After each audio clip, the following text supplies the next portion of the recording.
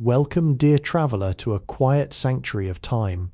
Tonight we are leaving the hum of modern electronics, the neon glare of 2026, and the instant convenience of the local supermarket far behind. Take a deep, gentle breath. Let your shoulders drop. Feel the weight of the day begin to melt away as we step backward through the mist of time, crossing the threshold into the quiet, starlit world of the 19th century.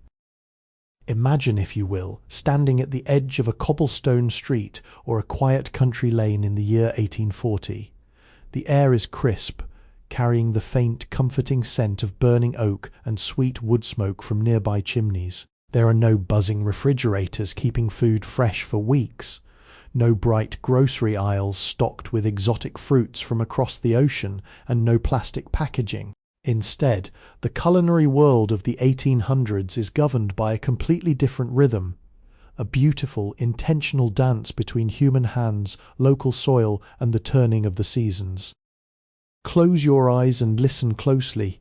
You might hear the distant rhythmic clatter of a horse-drawn wagon carrying milk casks, or the soft crackling sigh of a brick hearth warm with glowing embers. In this quiet hour, as candlelight flickers gently against dark wooden tables, we invite your mind to rest and your imagination to wander. We are going to explore how ordinary families found their daily bread, how they stored their harvest, and how the simple act of preparing a meal was an art form tied directly to the pulse of nature itself.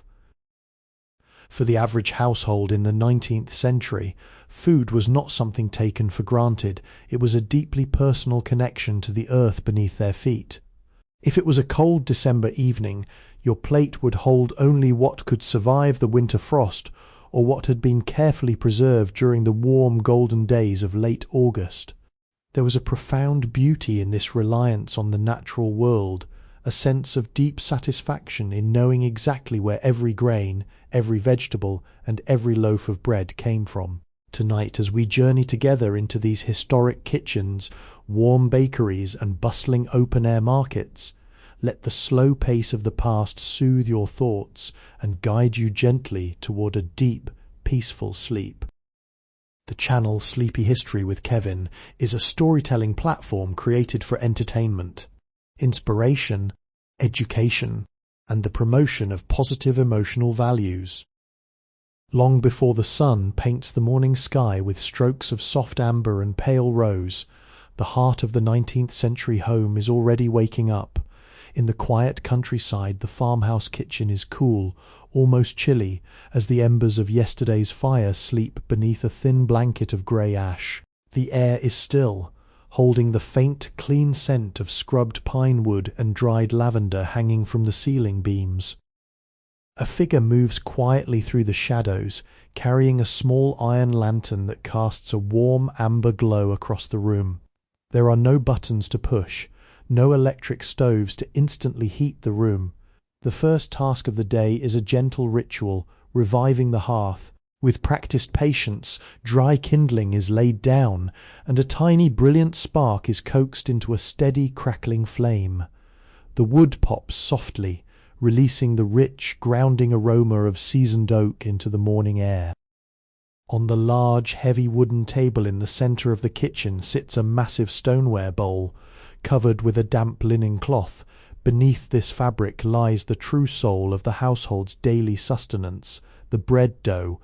In the 1800s, bread was not something bought in a plastic wrapper from a shelf, it was life itself. It was crafted from flour ground at the local watermill, water drawn from the deep stone well, a pinch of coarse salt, and a wild sourdough starter that had been kept alive and nurtured for years, sometimes passed down through generations. The baker's hands work with a slow, rhythmic motion, kneading the heavy dough upon the floured wooden surface. Push, fold, turn, push, fold, turn. It is a mesmerizing, hypnotic dance that requires time and steady strength. There is no rush here. The clock on the wall ticks slowly, its heavy pendulum swinging back and forth, matching the peaceful rhythm of the kitchen. The dough is soft and alive, responding to the warmth of the hands and the growing heat of the brick oven. This brick oven built directly into the side of the chimney has been heated for hours by a separate fire built inside its chamber.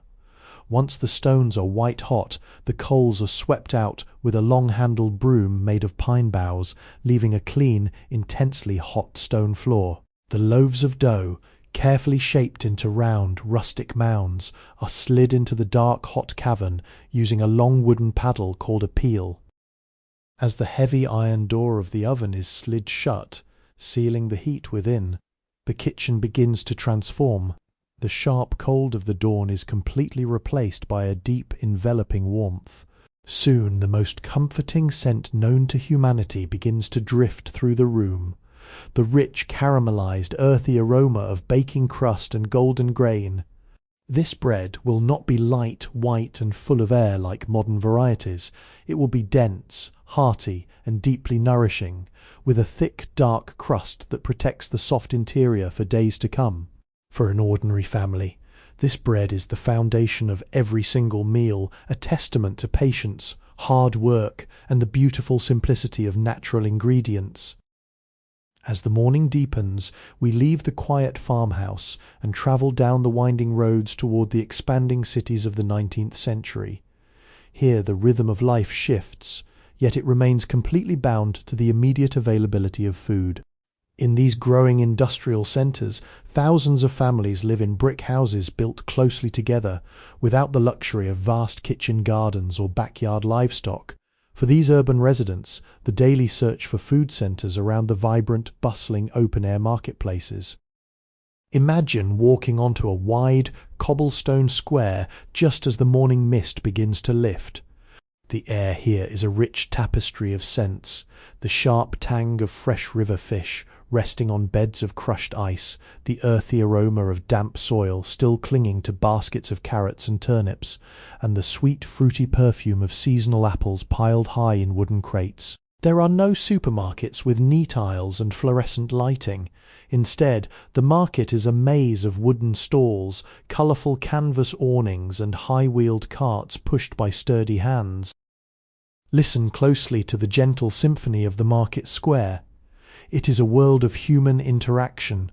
Street vendors call out their wares in singing, rhythmic voices advertising the freshness of their milk, the crispness of their watercress, or the sweetness of their wild berries. You can hear the soft metallic clink of copper and silver coins being exchanged, the rustle of brown paper parcels, and the steady, comforting clatter of iron-shod wagon wheels rolling over the smooth stones.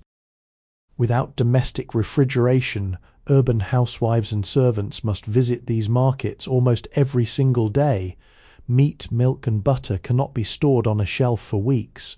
Butter is sold from large wooden tubs, patted into neat shapes with wooden paddles right before your eyes. Milk is brought into the city in large tin cans on the back of dairy wagons, ladled directly into the earthenware jugs brought from home by the customers. This daily routine transforms the act of shopping into a deeply social experience. It is a place where neighbours meet, exchange local news, discuss the quality of the harvest, and share a brief moment of connection before returning to their daily chores. As you wander deeper through the stalls, you notice how the selection of food tells the story of the current month. In late spring, the tables groan under the weight of bright green peas, tender asparagus, and baskets of tart rhubarb. In late autumn, the colours shift to deep oranges and warm browns, with stalls filled to the brim with pumpkins, hard-skinned squashes, networks of onions tied with twine, and sacks of potatoes. Nothing is out of season. Everything present has been carried from the surrounding countryside within the last 24 hours, completely dependent on the weather, the paths of the rivers, and the speed of the horses. It is a fragile, yet beautifully direct way of living, where the pulse of the city matches the ancient heartbeat of the land. In the golden twilight of a late autumn afternoon, the air carries a gentle urgency. In the 19th century, the abundance of the harvest is accompanied by a vital truth. Winter is coming, and with it the cold months where the earth sleeps and nothing grows. Without electricity or modern canning factories, preserving food is not a hobby.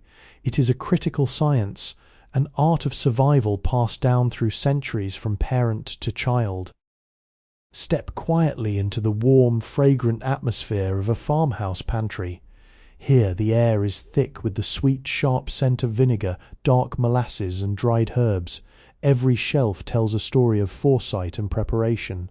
Rows of heavy stoneware crocks line the walls, filled to the brim with cabbages submerged in brine, slowly fermenting into sour, crisp sauerkraut that will provide essential nutrients when fresh greens are gone. Bunches of sage, thyme and rosemary hang upside down from the wooden rafters, drying gently in the warm air, ready to flavour winter stews. For meats, the methods are ancient and deeply reliable. In the smokehouse, a small windowless wooden structure in the yard, a slow smouldering fire of hickory or applewood burns day and night. The dense, fragrant smoke wraps around hams and strips of bacon, drying the meat and infusing it with a rich, deep flavour that prevents decay. Other cuts of beef and pork are packed tightly into wooden barrels filled with coarse salt or submerged in heavy, sugary syrups, transforming them into staples that can last for many months without ever seeing a single piece of ice. Now let us walk down a set of stone steps, deep beneath the kitchen floor, into the quiet darkness of the root cellar. As you descend, the temperature drops noticeably, turning cool, damp, and incredibly still. This underground room is the natural refrigerator of the 1800s. The floor is made of packed earth, which naturally maintains a constant chilly temperature throughout the entire year. In the soft light of your candle, you can see large wooden bins overflowing with the treasures of the earth. Hundreds of potatoes rest in the darkness, alongside heavy mud-dusted turnips, golden parsnips and sweet carrots nestled in boxes of dry sand to keep them plump and hydrated. Strings of garlic and braided onions hang like heavy garlands from the ceiling beams on the higher shelves. Jars of preserved plums, spiced pears and dark berry jams glow like liquid rubies in the candlelight. There is a deep, comforting silence in this underground sanctuary. It represents security, a quiet promise that the family will be warm, well-fed, and sustained through the darkest, coldest nights of the year. All stories on this channel, Sleepy History with Kevin, are fictional, thoughtfully crafted around historical themes and inspired by real events, figures and periods reimagined for engaging storytelling. The content does not represent real individuals, actual events, or documented cases. Any resemblance to real people, animals, or events is purely coincidental. As the evening stars begin to appear in the velvet sky, we look through the windows of different homes in the 1800s, observing how social status drastically shaped what appeared on the dinner table. Daily life during this era was demanding, and the food people ate was a direct reflection of their labour, their income, and their place in the world. In a small, modest cottage near a spinning mill, a working-class family gathers around a plain, scrubbed wooden table. The room is simple, lit by a single tallow candle that casts long, gentle shadows against the whitewashed walls. For this family, and millions like them, meals are not about luxury or variety, they are about stamina and survival. Tonight the main dish is a large steaming pot of potato and onion stew, accompanied by a loaf of coarse dark rye bread. Perhaps there is a small piece of salted pork added for flavour, shared carefully among many hungry mouths. In the mornings their bowls are filled with thick oatmeal porridge, sweetened only with a drop of molasses if times are good. It is a humble diet, yet it is eaten with a deep sense of gratitude and closeness, providing the necessary strength for long hours of physical work. Meanwhile, just a few miles away in a grand brick townhouse, a completely different scene unfolds in the formal dining room. A magnificent crystal chandelier holds dozens of beeswax candles, casting a brilliant warm light over a table draped in fine white linen. Here dinner is an elaborate social ritual consisting of multiple courses. Silver platters are carried in by quiet servants, showcasing a dizzying variety of foods, roasted meats basted in rich wine sauces, delicate freshwater fish, exotic oranges imported from warmer climates, and sweet pastries decorated with spun sugar. The wealthy can afford to ignore the limitations of the local seasons, purchasing expensive imported delicacies and hiring skilled cooks to transform ordinary ingredients into works of art. Yet regardless of wealth or status, the act of sitting down to eat at the end of a long day carried a universal meaning. It was a time to pause, to put down the tools of labor, and to connect with those who mattered most. The warmth of the food, the soft crackle of the fireplace, and the gentle murmur of conversation created a peaceful sanctuary against the hardships of the outside world. If this peaceful journey into the culinary habits of the past is helping you unwind and find comfort, please take a quiet moment to support our journey. You can like this video, subscribe to our peaceful sanctuary, and tap the bell icon so you never miss another soothing trip through time. Your gentle support helps us keep these historical lanterns burning night after night. Let us leave the contrasting tables of the city behind and return to the deep, unbroken quiet of the countryside, as winter finally begins to loosen its icy grip. In the early 1800s, there was no season more eagerly anticipated than the first warm days of spring. For months, families on isolated homesteads had lived almost exclusively on the contents of their root cellars and smokehouses, heavy, salted meats, wrinkled potatoes, and dense, dried grains. The arrival of spring was not just a change in the weather, it was a profound renewal of life and a welcome transformation for the daily palate.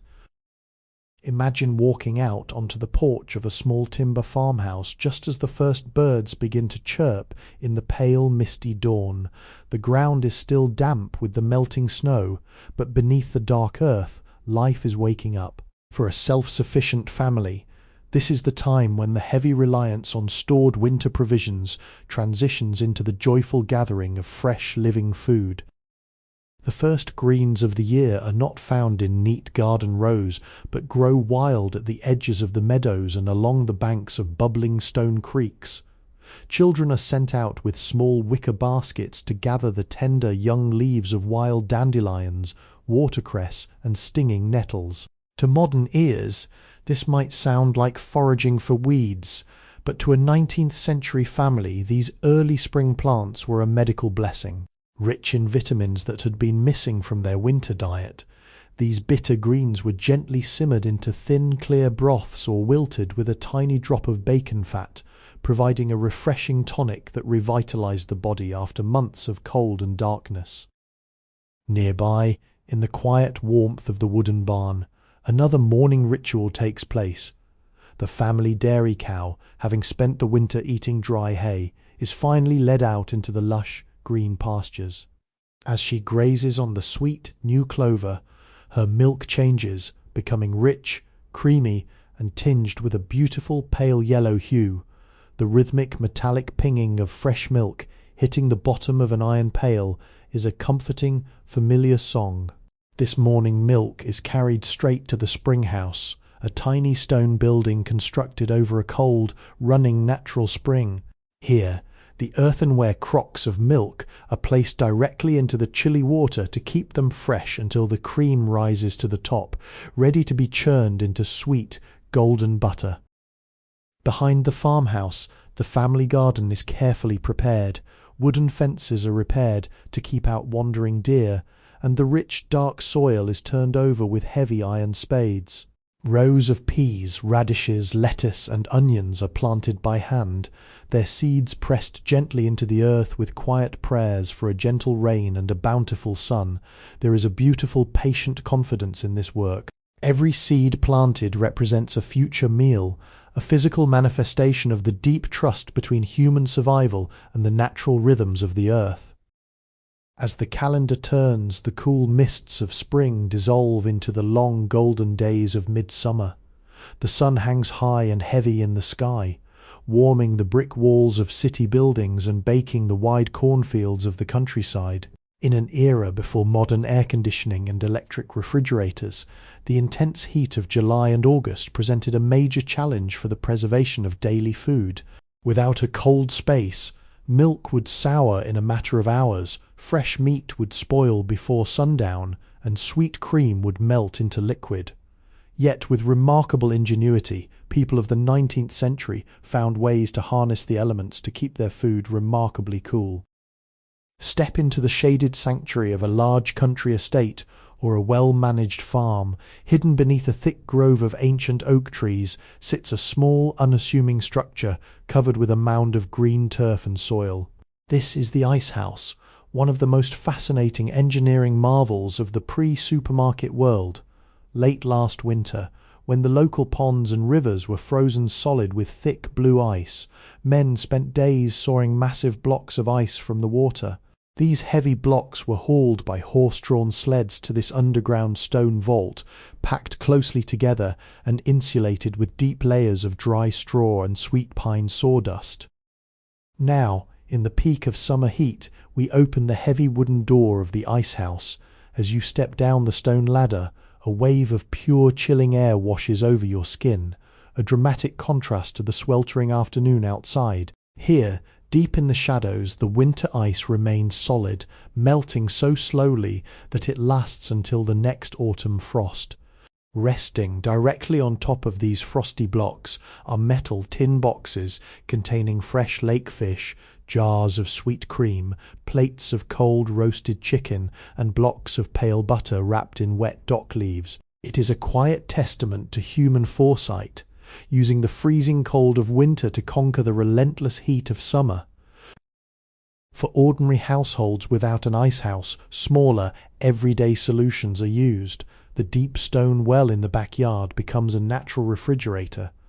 Milk jugs and butter tubs are placed securely into wicker baskets tied to long, sturdy ropes, then lowered down into the dark shaft, hovering just inches above the icy water below, where the temperature remains constantly cool.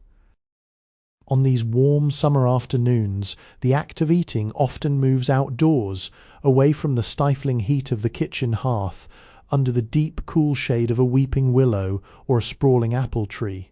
A linen blanket is spread across the soft green grass. This is the simple joy of a 19th century picnic.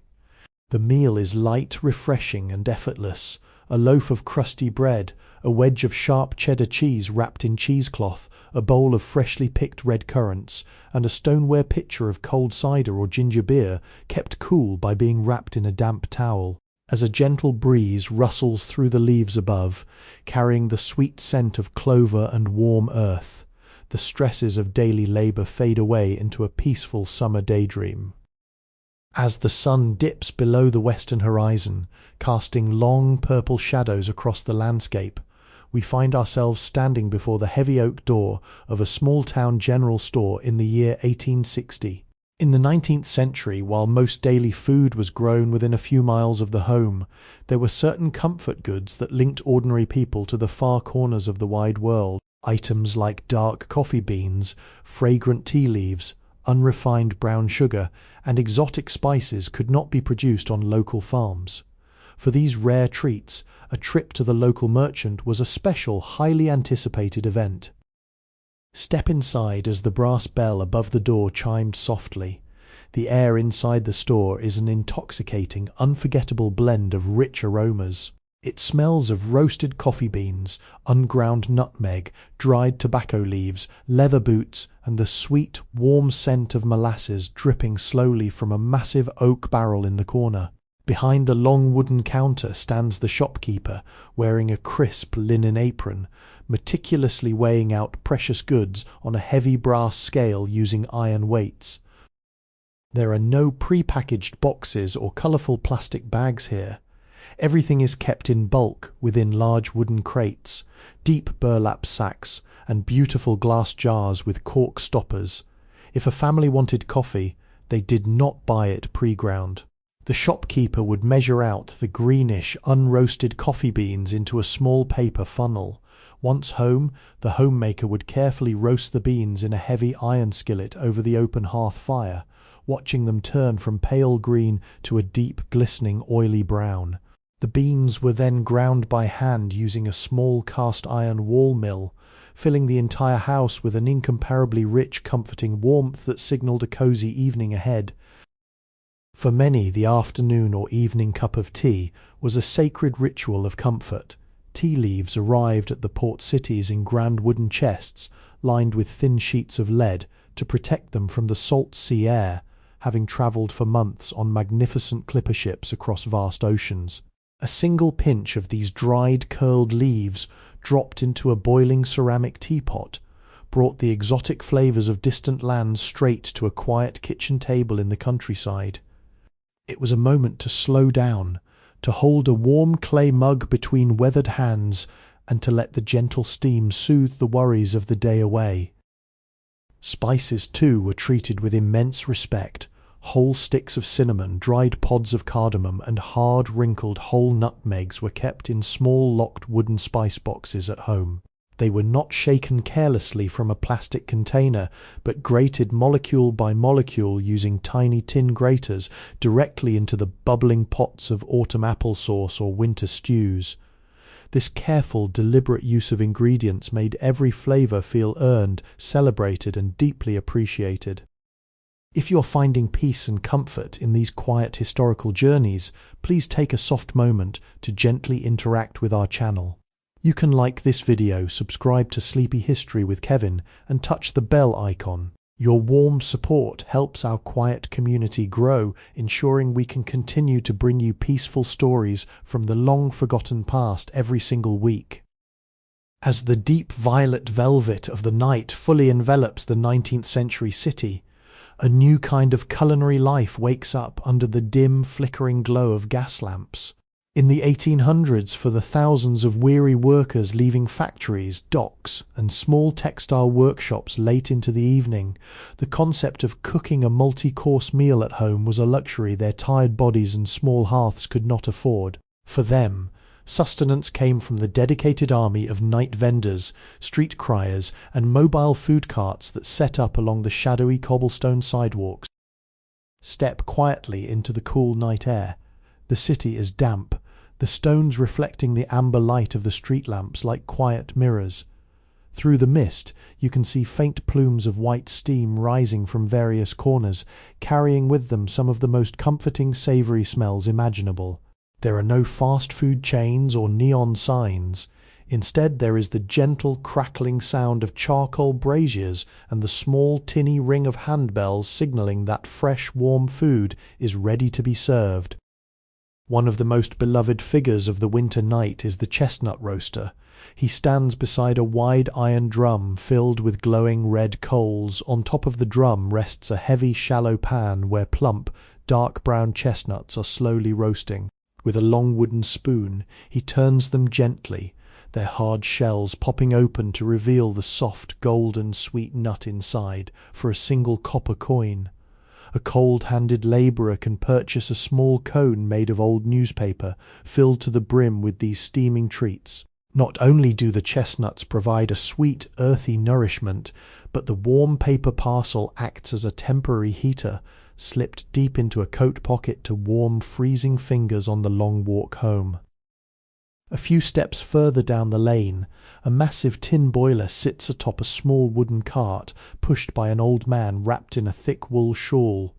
This is the hot corn vendor, a staple of late summer and autumn nights. Inside the dark belly of the boiler, sweet ears of corn are steaming in their own green husks, kept perfectly juicy and tender. When a customer approaches, the vendor peels back the steaming leaves with practiced speed, brushes the golden kernels with a cloth dipped in melted butter, and sprinkles it with a pinch of coarse sea salt.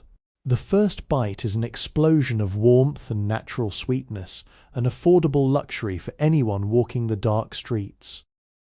And then there are the meat pie men, carrying large insulated tin boxes strapped to their chests to keep the contents piping hot.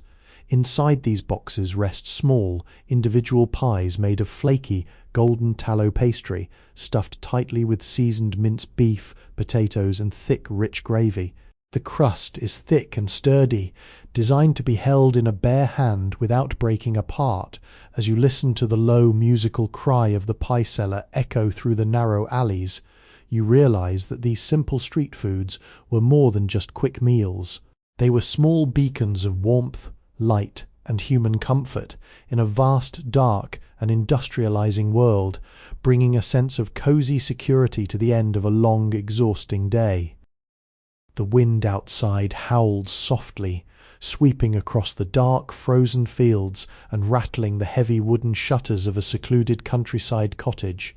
It is the depth of winter in the mid-1800s, and the world outside is locked in a deep, icy sleep. But inside, the atmosphere is entirely different. A massive log of seasoned applewood burns steadily in the great open hearth, throwing long, playful amber shadows across the exposed ceiling beams and warming the thick stone walls. Suspended directly over the dancing flames by a heavy black iron crane is a massive, soot-stained cast-iron pot. Inside this pot bubbles the ultimate symbol of winter comfort, the perpetual stew. In the 19th century, especially during the leanest months of the year, the kitchen fire was rarely allowed to go completely out. The stew pot remained on the hearth for days, sometimes weeks at a time. Each day, as portions were ladled out into wooden bowls for dinner, new ingredients were added to the pot to keep it going. Perhaps today the father brings in a few fresh parsnips dug up from the frozen mud of the garden. The mother chops them up and drops them into the simmering broth, along with a handful of dried yellow peas, a few wrinkled potatoes from the root cellar, and a handful of coarse salt. Tomorrow, a leftover crust of hard rye bread or a small piece of salted beef from the barrel will be added, thickening the rich brown gravy. The flavors meld together over hours of slow, continuous cooking, creating a deeply complex, savory aroma that completely fills the small home, whispering a promise of warmth and nourishment to everyone who steps inside. Around this glowing hearth, 3 generations of a family sit closely together on low wooden stools. There are no screens, no digital distractions, and no bright artificial lights. The only illumination comes from the hearth fire and the soft, steady flame of a single beeswax candle sitting on the mantelpiece. The children listen intently as their grandfather speaks in a low, gentle voice, sharing stories of his own youth, of older winters, and of the ancient rhythms of the land. Eating in this setting is a slow, meditative process. Every spoonful of warm stew is savoured, accompanied by thick slices of home-baked bread used to wipe the bowls perfectly clean. There is a profound sense of safety and contentment within these walls. Though the winter outside is harsh and unforgiving, the family is secure, brought together by the comforting warmth of the fire, the simple nourishment of the hearthpot, and the enduring power of shared human connection.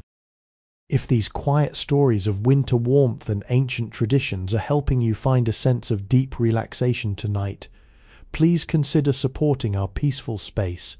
Take a gentle moment to like this video, subscribe to Sleepy History with Kevin, and click the bell icon. Your kind presence and quiet support are what allow us to keep creating this calm sanctuary for your mind, helping you drift away into a beautiful, restful sleep night after night.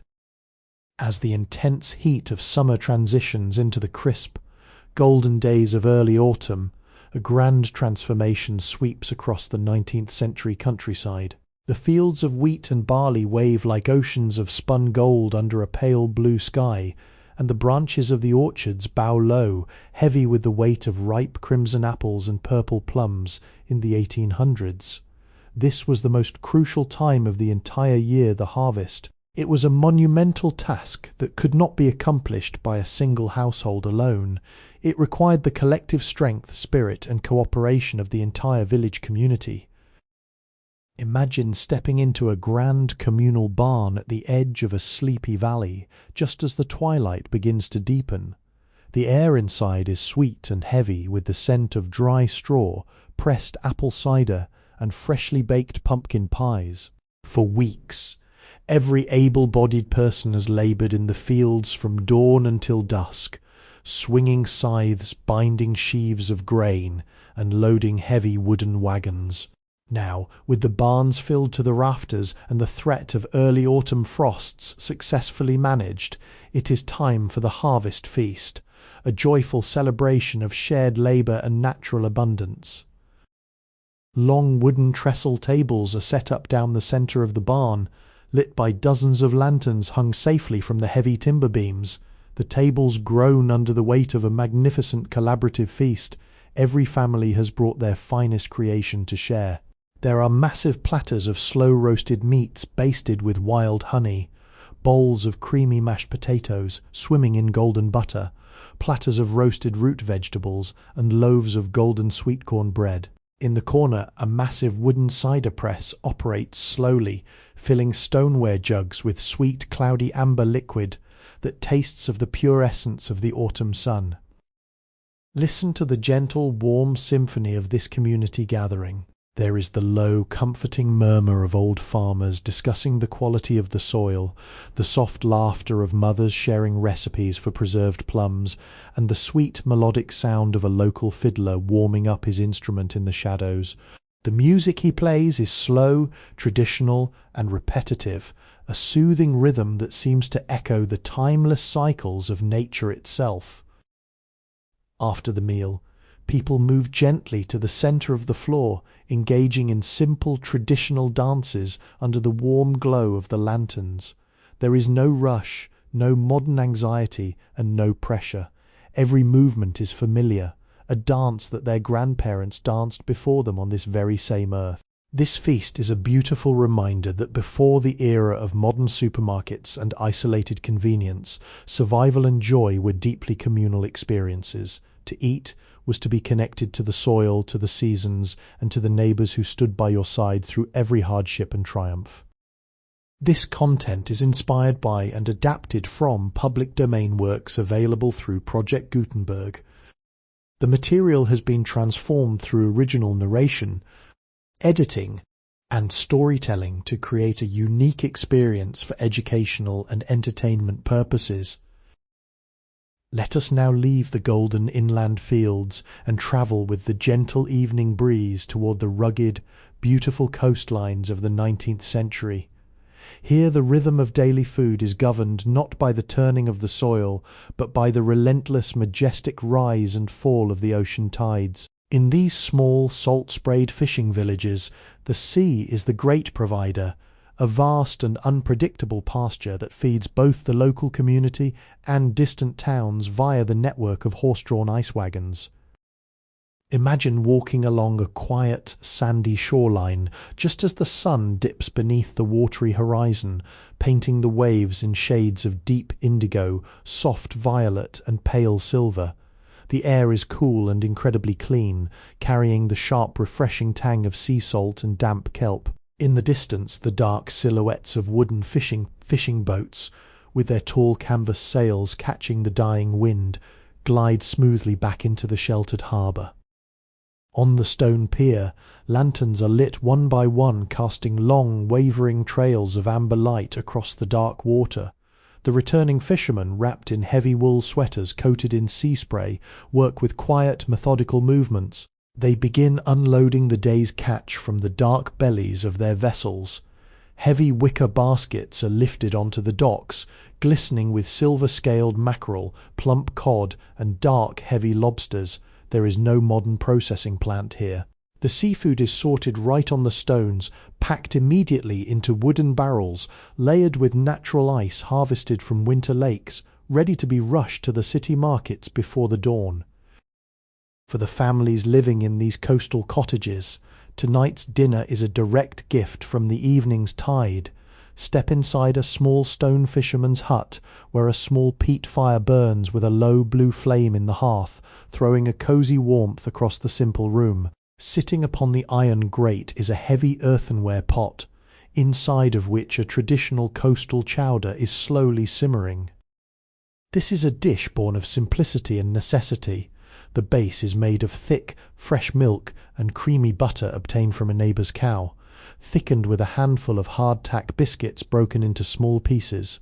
Into this bubbling white broth, the home cook adds large, tender chunks of flaky white cod, a few sweet clams gathered from the sand at low tide, and a few precious onions grown in the small wind-sheltered garden behind the cottage. As the soup bubbles gently, it releases a rich, savoury and comforting aroma that tells of the deep, mysterious ocean and the warmth of a safe harbour. Sitting around the wooden table, listening to the rhythmic, distant roar of the waves crashing against the rocky shore, the family enjoys a meal that is perfectly fresh, completely natural, and deeply tied to the ancient watery rhythms of the world. Let us journey deeper into the heart of the 19th century, leaving the sea spray behind and entering the vast, unbroken silence of the ancient northern forests. In the 1800s, the great woodlands were not just places of mystery, they were rich, bountiful pantries for those who knew how to read the secrets of the trees. For the woodsmen, hunters and families living in secluded log cabins at the forest's edge, daily meals were deeply enriched by the wild, uncultivated gifts of the earth. Imagine walking along a narrow, moss-covered path just as the late afternoon sun filters through the high canopy of towering pines and ancient oaks.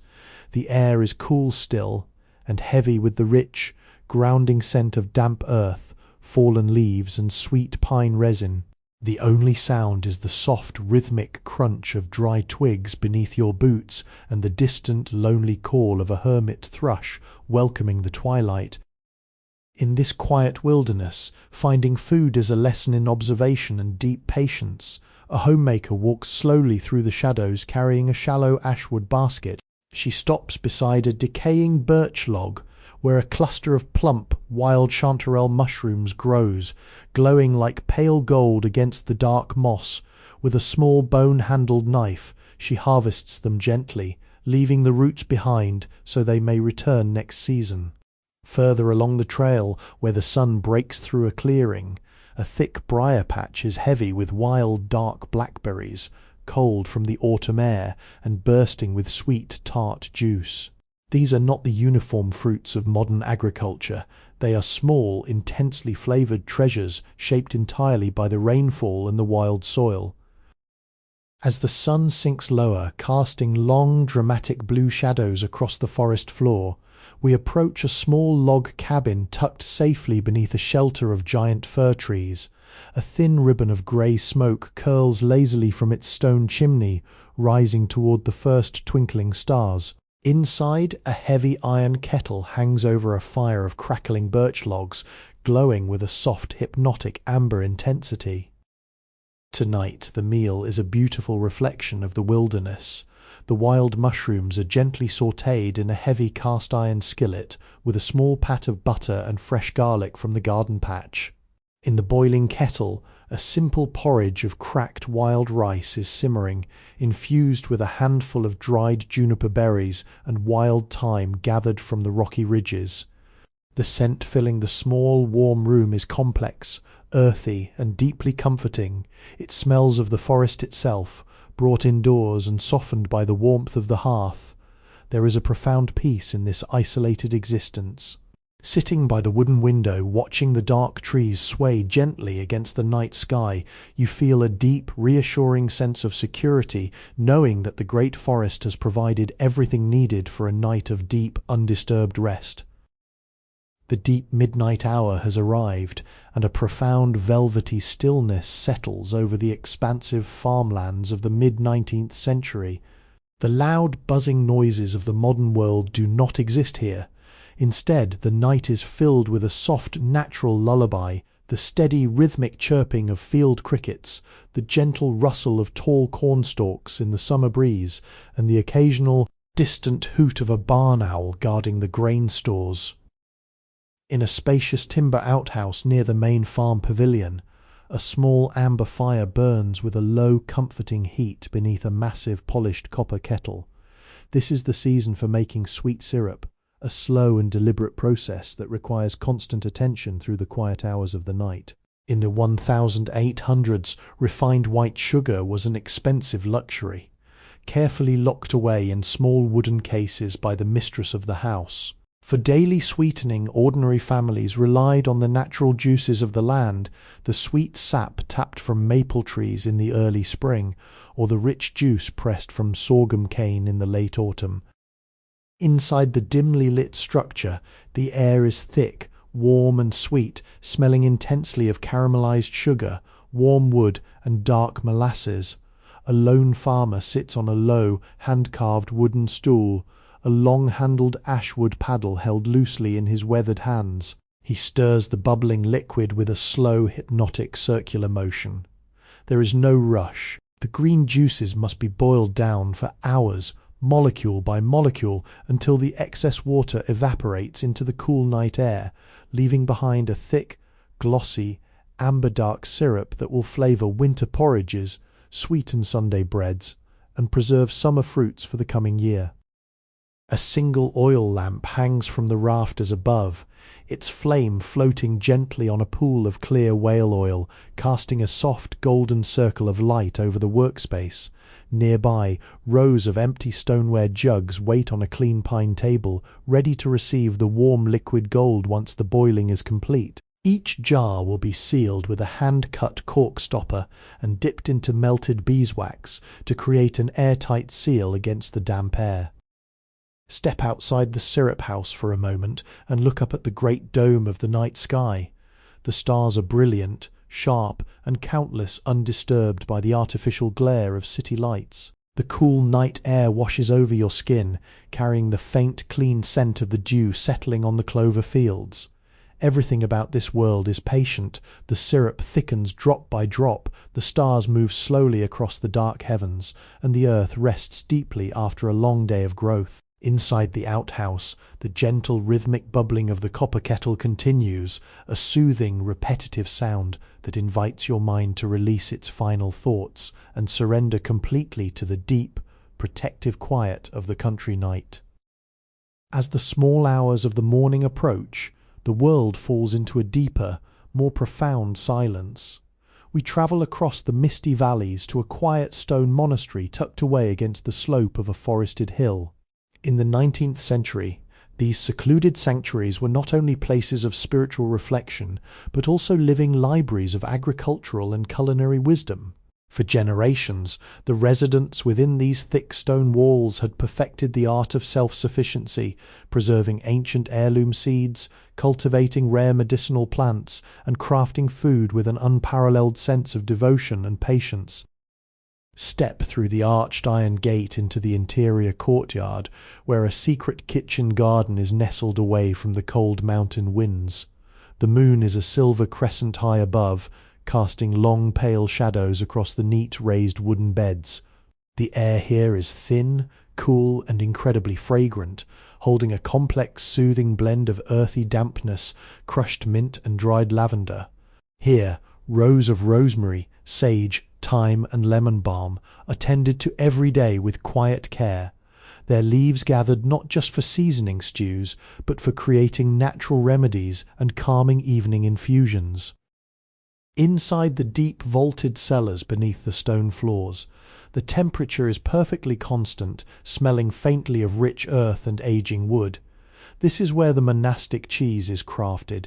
Large yellow wheels of hand-pressed cheese rest on thick oak shelves, aging slowly over months and years. In the 1800s, cheese-making was a beautiful way to transform the fleeting abundance of summer milk into a solid, durable food that could last indefinitely. The milk was curdled using natural rennet, poured into heavy wooden moulds lined with coarse linen cloth, and pressed down using heavy stone weights to squeeze out every remaining drop of whey. Each wheel was then washed regularly with salt water or local cider, creating a thick protective rind that sealed in a rich, complex flavour. In a small, warm room off the main kitchen, a single tallow candle burns down slowly on a dark iron holder. A large stoneware mug sits on a plain pine table, sending a thin, twisting ribbon of fragrant steam into the cool air. Inside the mug, a handful of dried chamomile flowers and valerian root, gathered from the courtyard garden during the golden days of June, are steeping in boiling well water. There is no rush in this room. The heavy stone walls shut out all the anxieties, noises, and speeds of the outside world. The only sound is the slow rhythmic ticking of a grandfather clock in the hallway and the soft rustle of the wind through the courtyard ivy. As you watch the steam slowly dissipate into the shadows, you are reminded of the deep, quiet wisdom of this 19th century life, a life where every single ingredient was handled with reverence, where every meal was a testament to time, and where the transition from the labour of the day to the rest of the night was treated as a sacred, peaceful return to the gentle rhythms of the earth. Leaving the mainland far behind, we drift out across the dark, undulating surface of the ocean to a solitary stone lighthouse, perched precariously on a tiny, jagged island miles from the nearest port. In the 19th century, the keepers of these lonely beacons lived a life of ultimate isolation for months at a time, especially when winter gales churned the sea into a wall of white foam. No supply boat could safely approach their rocky shores. To survive in these harsh, wind-swept outposts, the lighthouse keeper and his family had to become masters of storage, efficiency, and culinary resourcefulness. Step inside the massive iron-reinforced wooden door at the base of the white stone tower. The air inside is crisp, carrying the omnipresent, clean scent of the sea salt mixed with the rich, heavy smell of whale oil used to keep the great light burning at the top of the stairs. As you climb the spiral stone steps, you notice how every square inch of space has been utilised with nautical precision. In the small circular kitchen halfway up the tower, a small cast-iron stove glows with a steady, comforting red heat, fueled by a precious supply of coal carried up by hand. Hanging from the iron hooks on the curved stone walls are thick canvas sacks filled with dried navy beans, yellow split peas, and hard twice-baked biscuits known as hardtack. In the 1800s, hardtack was the ultimate food of endurance. Baked entirely without fat or moisture, these dense blocks of flour and water could remain edible for years, resisting the damp sea air that would quickly spoil ordinary bread. To make it palatable, the keeper would break the hard biscuit with a small mallet and drop the pieces into a bubbling pot of split pea soup, where it would slowly soften and thicken the savoury broth. On a narrow wooden shelf, a row of heavy glass jars holds one of the newest innovations of the mid-19th century, early home-canned mutton and pickled cabbage. Beside them sits a precious tin box of dark, compressed molasses and a large earthenware jar of black tea leaves. Tonight, as the relentless wind dashes spray against the thick glass windows, the keeper sits at a tiny semicircular table built directly into the stone wall. He holds a steaming tin mug of dark tea, sweetened with a dark spoonful of molasses, letting the warmth penetrate his calloused fingers. The stew on the stove bubbles softly, its rhythmic popping sound perfectly synchronized with the deep, distant boom of the waves crashing against the granite rocks below. Inside this sturdy stone tower, wrapped in the warmth of the fire and the savoury aroma of simple, honest food, there is an absolute sense of safety. The vast, dark ocean may roar outside, but within this small circle of lamplight, the spirit is secure, comforted by the timeless assurance of shelter, warmth, and the quiet peace of the night. The grandfather clock in the corner strikes the hour of 2, its deep, brassy chimes echoing softly through the quiet hallways of an old brick manor house.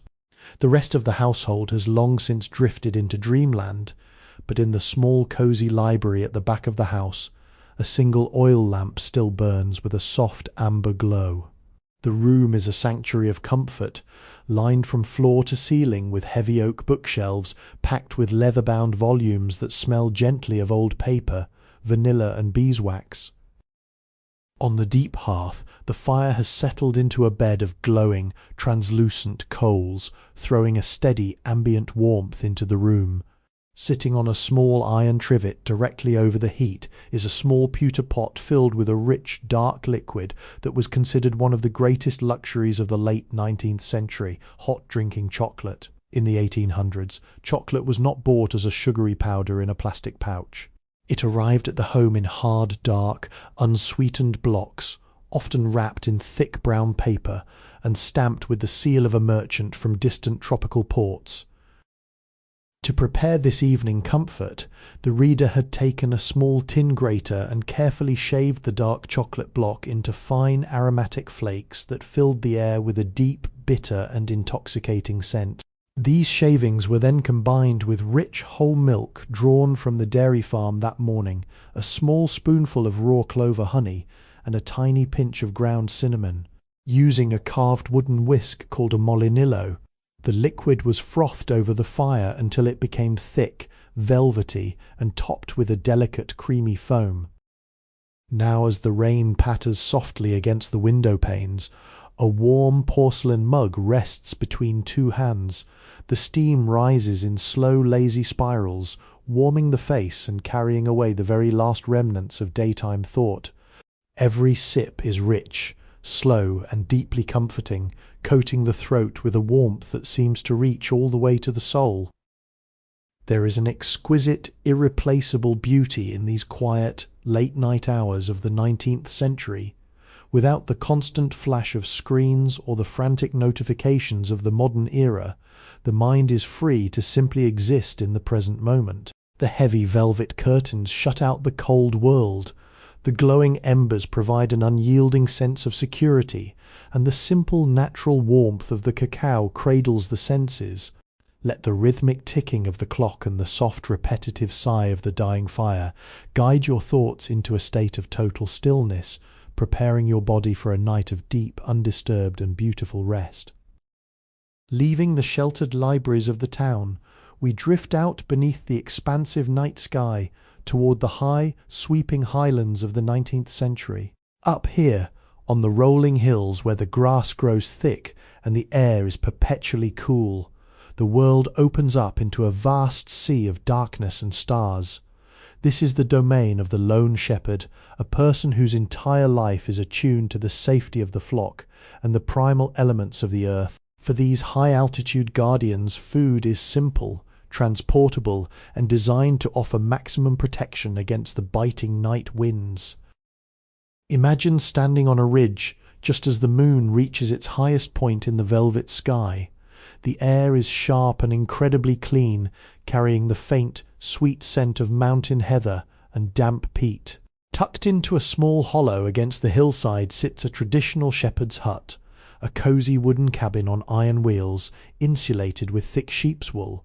Just outside the heavy wooden door, a small campfire burns steadily, its orange flames dancing merrily against the dark backdrop of the wilderness. Resting on a tripod of sturdy ash wood directly over the crackling timbers is a seasoned iron pot. Inside, a slow, thick porridge of pearl barley and dried wild mushrooms is simmering to perfection. In the 1800s, shepherds could not carry heavy crates of fresh vegetables or fragile ingredients into the hills. Instead, their canvas packs held staples that were lightweight and completely resistant to spoiling: sacks of dried grains, hard wedges of aged mountain cheese wrapped in oiled paper, and small flasks of heavy cream or animal fat. The shepherd sits on a flat stone beside the hearth, wrapped in a massive cloak woven from dense, unwashed wool that naturally repels the falling dew. With a carved wooden spoon, he stirs the bubbling barley, watching the sparks from the fire rise up like tiny brilliant stars, disappearing into the great black void above. The scent drifting from the pot is honest, simple, and deeply grounding. It is the smell of survival and quiet contentment in the heart of nature. Listen closely to the gentle lullaby of the high country. There is the low, rhythmic sigh of the wind rushing through the tall grass, the soft collective rustle of the sleeping sheep resting in the fold nearby, and the steady, comforting pop and hiss of the burning logs. Eating this warm, hearty meal in the middle of the wilderness is a deeply meditative experience. It provides a sense of total independence and profound peace. Wrapped in his heavy cloak, with a hot bowl of barley warming his lap, and the ancient stars watching over the quiet earth, the shepherd is perfectly safe, perfectly warm, and entirely insulated from the rush of time, inviting you to share in this absolute undisturbed stillness. As the night flows deeper into the quiet hours before the dawn, we travel down into the sun-drenched valleys of the south, where the hillsides are carved into endless terraces of twisting grapevines. In the 19th century, these valleys lived by a seasonal clock entirely their own, dominated by the ancient art of the viticulturist. Here families spent their entire lives reading the weather in the leaves, knowing exactly when the sweet juices within the fruit had reached perfect balance, ready to be transformed into the rich wines and sweet cordials that would warm hearths across the continent. Imagine walking through the heavy stone archway of an old hillside winery just as the midnight dew begins to settle on the thick, broad leaves of the vines. The air is heavy, sweet, and intoxicatingly fragrant, carrying the deep, complex scent of crushing grapes, rich, damp soil, and the soft vanilla perfume of aging oak wood. There are no massive stainless steel tanks or computer-controlled cooling systems. Everything here is constructed from stone, iron, and timber, designed to work in perfect harmony with the natural cooling properties of the earth. We step quietly down into the great, aging cellars, carved directly into the solid limestone of the hill. The temperature drops immediately, wrapping your skin in a cool, protective embrace that feels like a quiet sanctuary. In the soft, flickering light of a hand-held candle, rows upon rows of massive oak barrels stretch into the darkness, resting on thick timber beams. Inside these dark wooden bellies, the natural yeasts are working their silent, microscopic magic, slowly transforming the sweet harvest juice into deep, warming elixirs.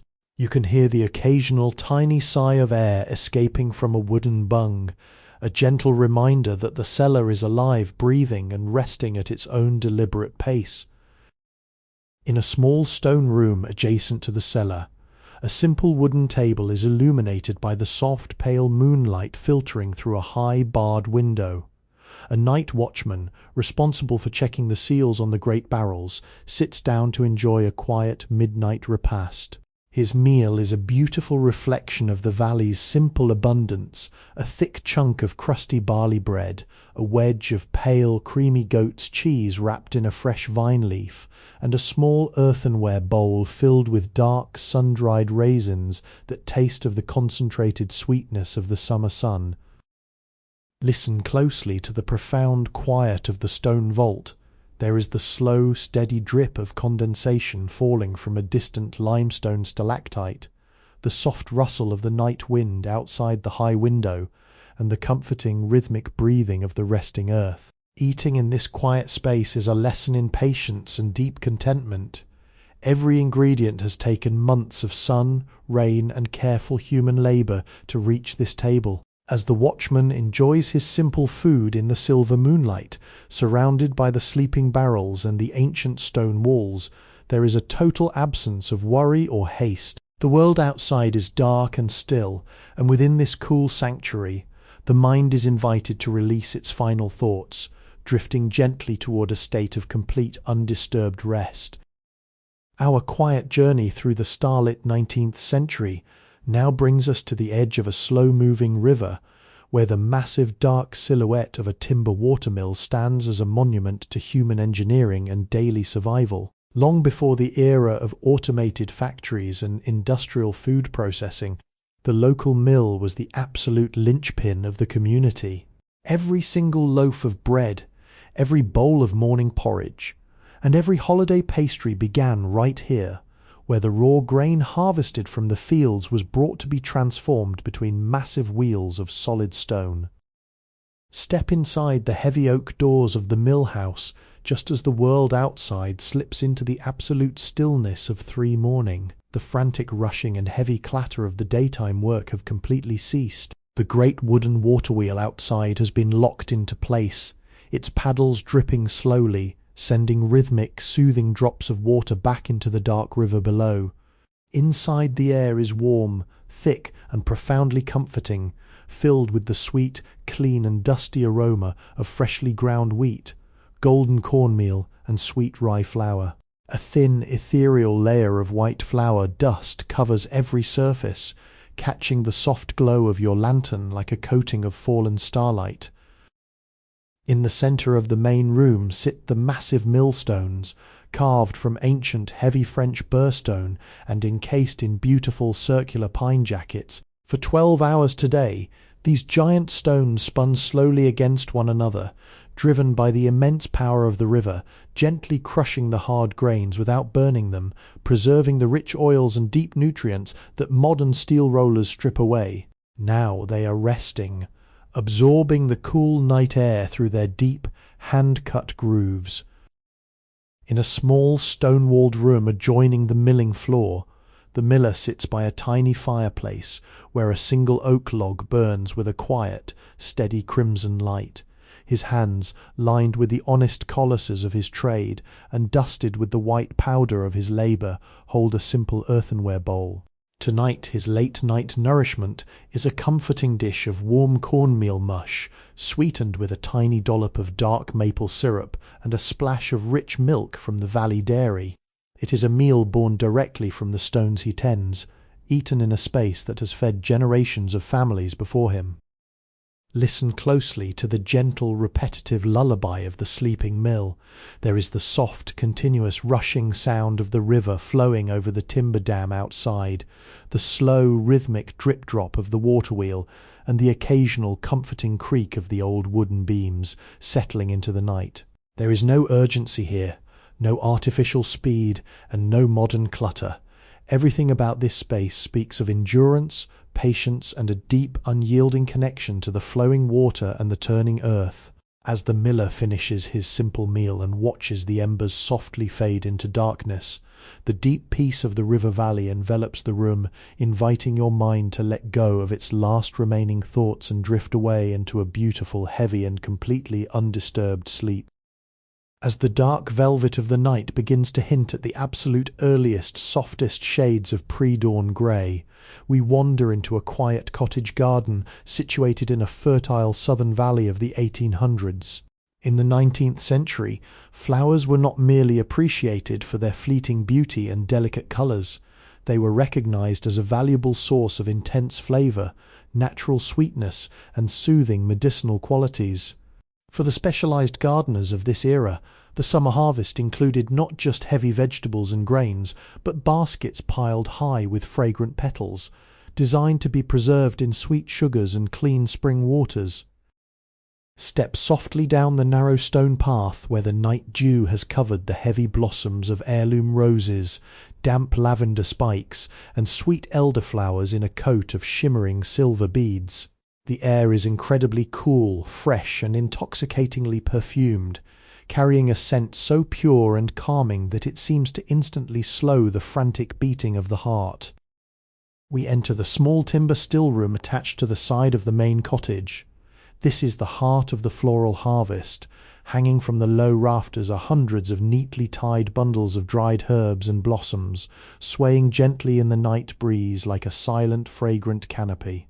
On the long wooden work table sits a large gleaming copper alembic still and several wide stoneware crocks. Inside these deep crocks, a traditional summer delicacy is being prepared, rose petal jam and sweet lavender-infused honey. In the 19th century, making these floral preserves was an exercise in absolute delicacy and patience. The petals had to be gathered by hand at the precise hour of the morning when the sun had just dried the dew, but had not yet warmed the volatile oils within the flowers. They were then layered carefully with unrefined sugar crystals or raw clover honey, pressed down gently with a wooden pestle, and left to steep in the dark for weeks until the sugar completely absorbed the crimson colour and the deep romantic essence of the blossoms. Beside the tiny stove, where a few charcoal embers glow with a soft, steady pink light, a small glass bottle of elderberry cordial catches the reflection of the flames. This sweet dark syrup, simmered slowly with wild honey, cloves, and a hint of lemon peel, was a prized household treasure used to warm the throat and bring comfort during the long freezing nights of winter. Listen closely to the gentle, comforting quiet of the still room. There is the slow, rhythmic ticking of a small brass clock on the shelf, the faint, dry rustle of the hanging herbs brushing against one another, and the distant, soothing whisper of the valley wind travelling through the apple trees outside. Eating a simple slice of toasted bread spread with this sweet, fragrant floral preserve is like tasting a memory of summer itself, captured and held stationary in time. Surrounded by the calming sense of nature's gentlest creations and the deep protection of the cottage walls, there is no room for haste or anxiety. The world is resting deeply, and within this sweet haven your mind is invited to surrender its very last thoughts, drifting away into a state of total, heavy and beautiful sleep. We have reached the quietest, most magical hour of the 19th century night, the brief, suspended moment just before the first pale blue light of dawn touches the eastern horizon. While the rest of the world is still lost in the deepest, heaviest layers of sleep, a soft, warm amber glow appears through the low basement windows of a grand stone manor house. Deep within the heart of the estate, in the massive vaulted brick kitchen, the daily rhythm of life is already beginning its first gentle movements. Step quietly down the smooth flagstone steps into the expansive kitchen. The air is cool and crisp, carrying the clean scent of the morning mist that creeps under the heavy oak doors, mixed with the dry, comforting smell of seasoned ashwood and the faint, sweet tang of sour yeast dough that has been rising slowly inside wooden troughs all through the dark hours. Standing before the immense brick oven is the master baker, wrapped in a thick canvas apron. His movements are slow, deliberate, and perfectly silent, performed with the quiet reverence of a man who has practiced his craft for a lifetime. He reaches into a large wicker wood basket and selects several long, split logs of dry birch and oak. One by one, he places them into the deep belly of the oven, lighting a small nest of dry straw with a single match. Within moments, the dark space is filled with a bright, crackling gold flame, throwing long, playful shadows across the whitewashed brick walls and instantly pushing back the chill of the early morning. This massive brick oven is a marvel of traditional design. It does not use modern dials or external gauges. The baker judges the heat entirely by the color of the interior bricks and the warmth radiating against his skin. Once the wood burns down to a bed of glowing crimson coals, the ashes will be swept out with a damp cloth wrapped around a long pole, leaving behind a clean, intensely hot stone floor ready to receive the bread. On the long pine work table, dozens of round loaves of dark rye and pale wheat dough rest under damp linen cloths, having expanded into plump, soft mounds of pure nourishment. The baker gently lifts a cloth, revealing the beautiful smooth surface of the dough. With a sharp bone-handled knife, he scores a clean diagonal cross onto the top of each loaf, a traditional mark of gratitude for the harvest. Using a long-handled wooden paddle called a peel, he slides the loaves one by one into the dark, hot belly of the oven, sealing the heavy iron door shut. Listen closely to the peaceful symphony of this awakening kitchen. There is the steady, rhythmic crackle of the wood fire, the soft, hollow thud of the wooden paddle against the stone floor, and the first incredibly faint chirping of the morning birds in the courtyard gardens outside. Within minutes, a rich, golden, and indescribably comforting aroma begins to fill the vaulted room. The smell of baking flour, caramelizing crust, and pure, honest warmth. It is an aroma that promises safety, sustenance, and a new beginning. In this quiet, warm sanctuary, surrounded by the timeless traditions of the hearth and the gentle approach of a new day, there is an absolute sense of peace. The long night is complete, the earth is secure, and your mind is now free to release its final lingering thoughts, sinking deeply into a state of total, heavy, and beautiful rest. Let us step back into the velvety deepness of the 19th century night, leaving the warmth of the brick kitchen behind and walking along a gravel path toward a magnificent Victorian glass conservatory. In the late 1800s, these grand structures of swirling cast iron and thousands of individual glass panes were wonders of modern architecture and botanical passion. They allowed wealthy estates to create a permanent artificial summer in the middle of the harshest northern winters, establishing a vibrant haven where exotic fruits and delicate plants from the farthest corners of the world could flourish. As you push open the heavy brass-handled glass door, you are instantly enveloped by a wave of thick tropical warmth and a breathtakingly fresh aroma. Outside, the grass is white with frozen hoarfrost, and the trees are bare skeletons against the starry sky. But inside this glass sanctuary, the air feels like a balmy spring afternoon. Running hidden beneath the beautiful mosaic tile floors is a complex network of cast iron pipes carrying hot steam from a coal-fired boiler in the basement, radiating a steady, unyielding heat that warms the roots of every plant. The atmosphere inside is dark but wonderfully alive, illuminated only by the brilliant silver moonlight pouring through the curved glass ceiling. The air is heavy and humid, smelling intensely of rich, damp peat, wet terracotta pots, and the clean, sharp fragrance of thriving green leaves. Towering fan palms cast long, feathery shadows against the glass walls, while delicate ferns cascade over the edges of white iron benches. Walking slowly down the central aisle, you encounter the true treasures of the conservatory, the citrus groves and the pineapple pits. In the 19th century, serving a fresh pineapple or a ripe lemon at a winter dinner party was the ultimate symbol of hospitality and prestige. Here, small, dark-leaved orange trees are heavy with glowing globes of fruit, their white blossoms releasing a sweet, intoxicating perfume that fills the dark room. Nearby, nestled in deep beds of warm tanner's bark that naturally generates heat as it decomposes, are the precious pineapple plants, their sharp leaves guarding a single golden sweet-scented fruit ripening slowly in the dark. A young assistant gardener, responsible for maintaining the delicate balance of heat and moisture through the night, walks quietly along the path with a long-necked brass watering can. He pours a gentle stream of tepid rainwater over the roots of a jasmine vine, the soft rhythmic patter of the water falling on the soil sounding exactly like a summer rain shower. Listen to the comforting, repetitive stillness of this glass world.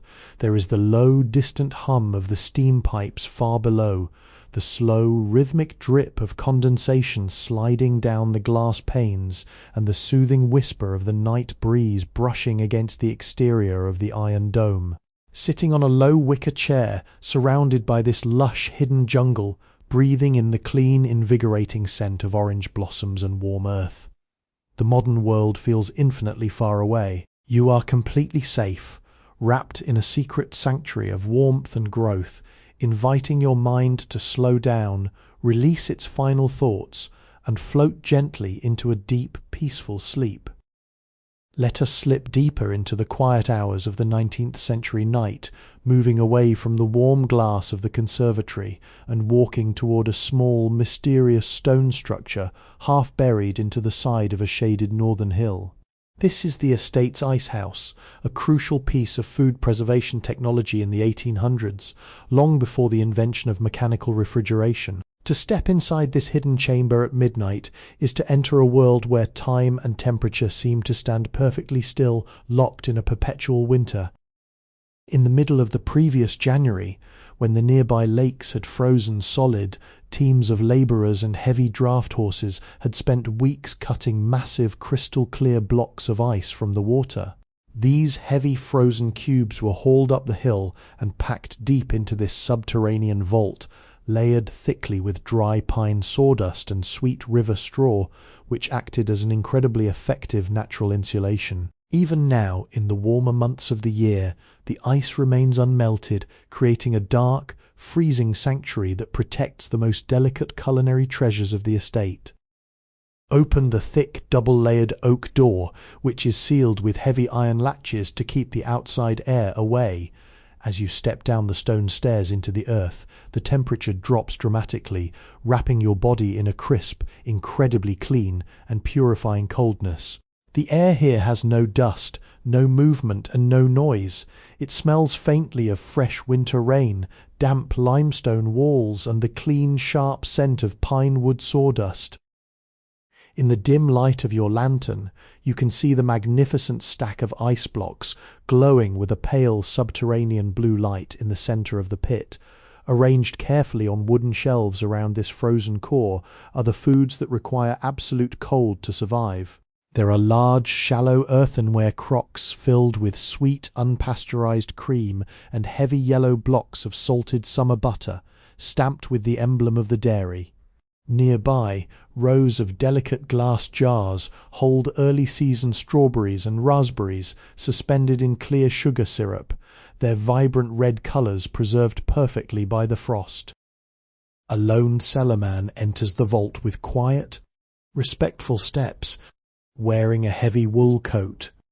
He places a fresh stoneware jug of milk onto a shelf and checks the sawdust blankets covering the ice. His movements are slow and deliberate, designed not to disturb the peaceful, freezing air of the chamber. Listen closely to the absolute, majestic silence of this subterranean world. There is no wind here, no rushing water, and no rustling leaves.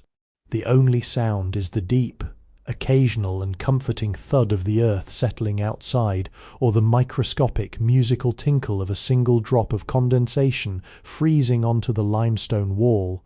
This stone vault is a beautiful reminder of human ingenuity, a place where the cold memory of winter is preserved to sustain life through the rest of the year.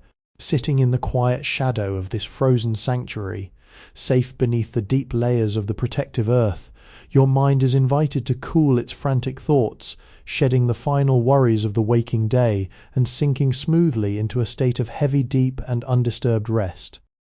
Let us drift further through the quiet midnight hours of the 19th century, leaving the cool stone icehouse behind and travelling toward the cobblestone streets of a bustling port town. The tall ships that arrived from distant tropical lands during the day are now moored silently along the wharves, their heavy ropes creaking gently against the wooden docks. Just a few steps from the water's edge stands a quiet, timber-framed shop belonging to a master spice merchant. In the 1800s, this shop was a gateway to another world, a place where the rare aromatic treasures of the East were collected, weighed, and distributed to warm the kitchens of the continent. The heavy window shutters have been barred for the night, and the busy trading of the day has long since ended. Step inside the dark, peaceful shop, where a single oil lamp on the counter burns with a low, steady flame. The air inside is completely separate from the damp, salty fog of the harbour outside. It is warm, dry, and intensely fragrant, filled with a complex, intoxicating tapestry of scents that seems to instantly calm the mind and slow the breath. Everywhere you look, the rich history of global travel is etched into the very walls. Massive wooden drawers made of cedar and camphor wood line the shelves, each marked with elegant hand-painted calligraphy. Sturdy jute sacks and heavy woven baskets sit on the floor, their tops rolled back to reveal piles of whole, unground spices. Here are dark, wrinkled sticks of true Ceylon cinnamon, star-shaped pods of Chinese anise, small, hard cloves that look like tiny iron nails, and heavy, round nutmegs wrapped in their bright crimson nets of mace. In the centre of the room stands a large brass scale, its polished pans resting in perfect equilibrium. Nearby, several large wooden crates lined with sheet lead hold the most precious cargo of all, black and green tea leaves from the misty mountain terraces of China and India. The scent of these dried leaves is deep, earthy, and redolent of rich mountain soil and warm afternoon sun. The old merchant sits in a comfortable leather armchair behind the counter, holding a small stoneware cup of hot, spiced black tea. He watches the tiny specks of dust dance slowly in the golden beam of lamplight, completely at peace in his aromatic kingdom. There is no rush here, no automated grinding, and no artificial packaging. Every spice has travelled thousands of miles across stormy oceans, preserved perfectly by the natural properties of the wood and fibre that enclose them. Listen closely to the gentle, protective quiet of the spice shop. There is the slow, rhythmic ticking of the brass clock on the wall, the faint, comforting creak of the building's timber joints settling in the night, and the distant, rhythmic slap of the tide against the harbour walls outside. Breathing in this warm, exotic air is like receiving a gentle embrace for the senses, surrounded by the rich, ancient fragrances of the earth and the deep security of this quiet shop. All worries and haste disappear. The long journey of the day is done, the world is at rest, and you are invited to let your mind float away on these fragrant currents, sinking deeply into a state of heavy, peaceful, and undisturbed sleep. Let us venture back toward the deep, whispering woodlands of the 19th century, leaving the port town behind as a soft, steady autumn rain begins to fall. The cool raindrops patter gently against the golden leaves of the forest, creating a continuous white noise that blankets the entire landscape in a cocoon of peace. Nestled deep among the towering pines sits a sturdy log cabin, and tonight we climb the narrow wooden ladder into its most fragrant room, the drying loft. In the 1800s, before the arrival of modern preservation techniques, the drying loft was a vital sanctuary of preparation for the long winter months. It was always situated directly above the main living area, positioned so that the natural dry heat from the great stone fireplace below would rise through the floorboards, creating a perfectly warm, draft-free environment for dehydrating the forest's bounty. As you step onto the smooth pine floor of the loft, the world outside feels infinitely far away. The room is dark, save for the soft, flickering orange light that slips through the gaps in the floorboards from the hearth downstairs. The air here is thin, incredibly warm and deeply comforting, holding a rich, concentrated perfume of the wilderness. It smells of dried earth, sweet oak wood, and the deep, savoury aroma of wild mushrooms. Hanging from thin hemp strings stretched across the hand-hewn rafters are hundreds of neatly sliced apple rings, glowing like pale moons in the dim light, their edges curled and sweet. Next to them hang thick bundles of wild marjoram, sage, and dark elderberries, dried to a delicate crispness. On long, shallow woven wicker trays elevated along the walls rest the true treasures of the autumn forage, wild porcini and black trumpet mushrooms gathered from the deep, damp hollows of the forest. As they dry slowly over days, their flavours concentrate, locking in the very essence of the forest soil, waiting to enrich the rich winter stews that will sustain the family when the snow falls. A large, gentle hound rests on a braided rag rug near the ladder opening, his chin resting on his paws, his deep, rhythmic breathing adding a comforting cadence to the room. Downstairs, a heavy oak log shifts in the fireplace, sending a soft, muffled crackle upward through the wood. Listen closely to the ultimate protective lullaby of this cosy loft. There is the steady, hypnotic drumbeat of the rain dancing on the cedar shingle roof just inches above your head, the soft, dry rustle of the hanging herbs swaying in the warm, rising air, and the deep, peaceful sigh of the forest outside. In this high, warm haven, surrounded by the dried fruits of months of patient labour, there is a profound sense of security. The pantry is full, the fire is lit, and the storm outside only amplifies the absolute safety of the shelter within.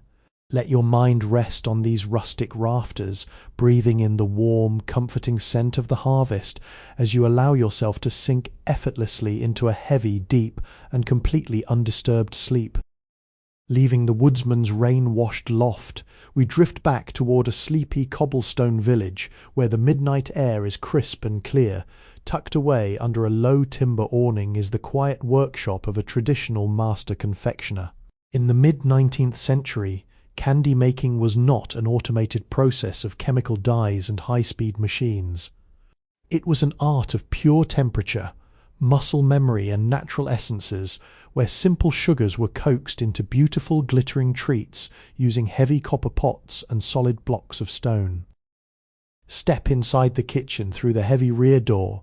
The room is dark, lit only by the steady, warm glow of a small charcoal furnace built into the brick wall. The confectioner, working in the absolute quiet of the night, pours a molten stream of golden sugar syrup directly onto the smooth marble surface. It spreads into a clear, bubbling amber sheet. With two large iron scrapers he begins a rhythmic, hypnotic dance, folding the cooling liquid inward, over and over, until it transforms from a runny liquid into a thick, pliable, and translucent dough. To create the iconic holiday sweets, he hooks the warm sugar rope onto a large wooden peg on the wall and pulls it, stretching it out and folding it back, over and over. With each long, slow pull, millions of tiny air bubbles are trapped inside, turning the amber sugar into a brilliant, pearlescent white ribbon that catches the moonlight beautifully.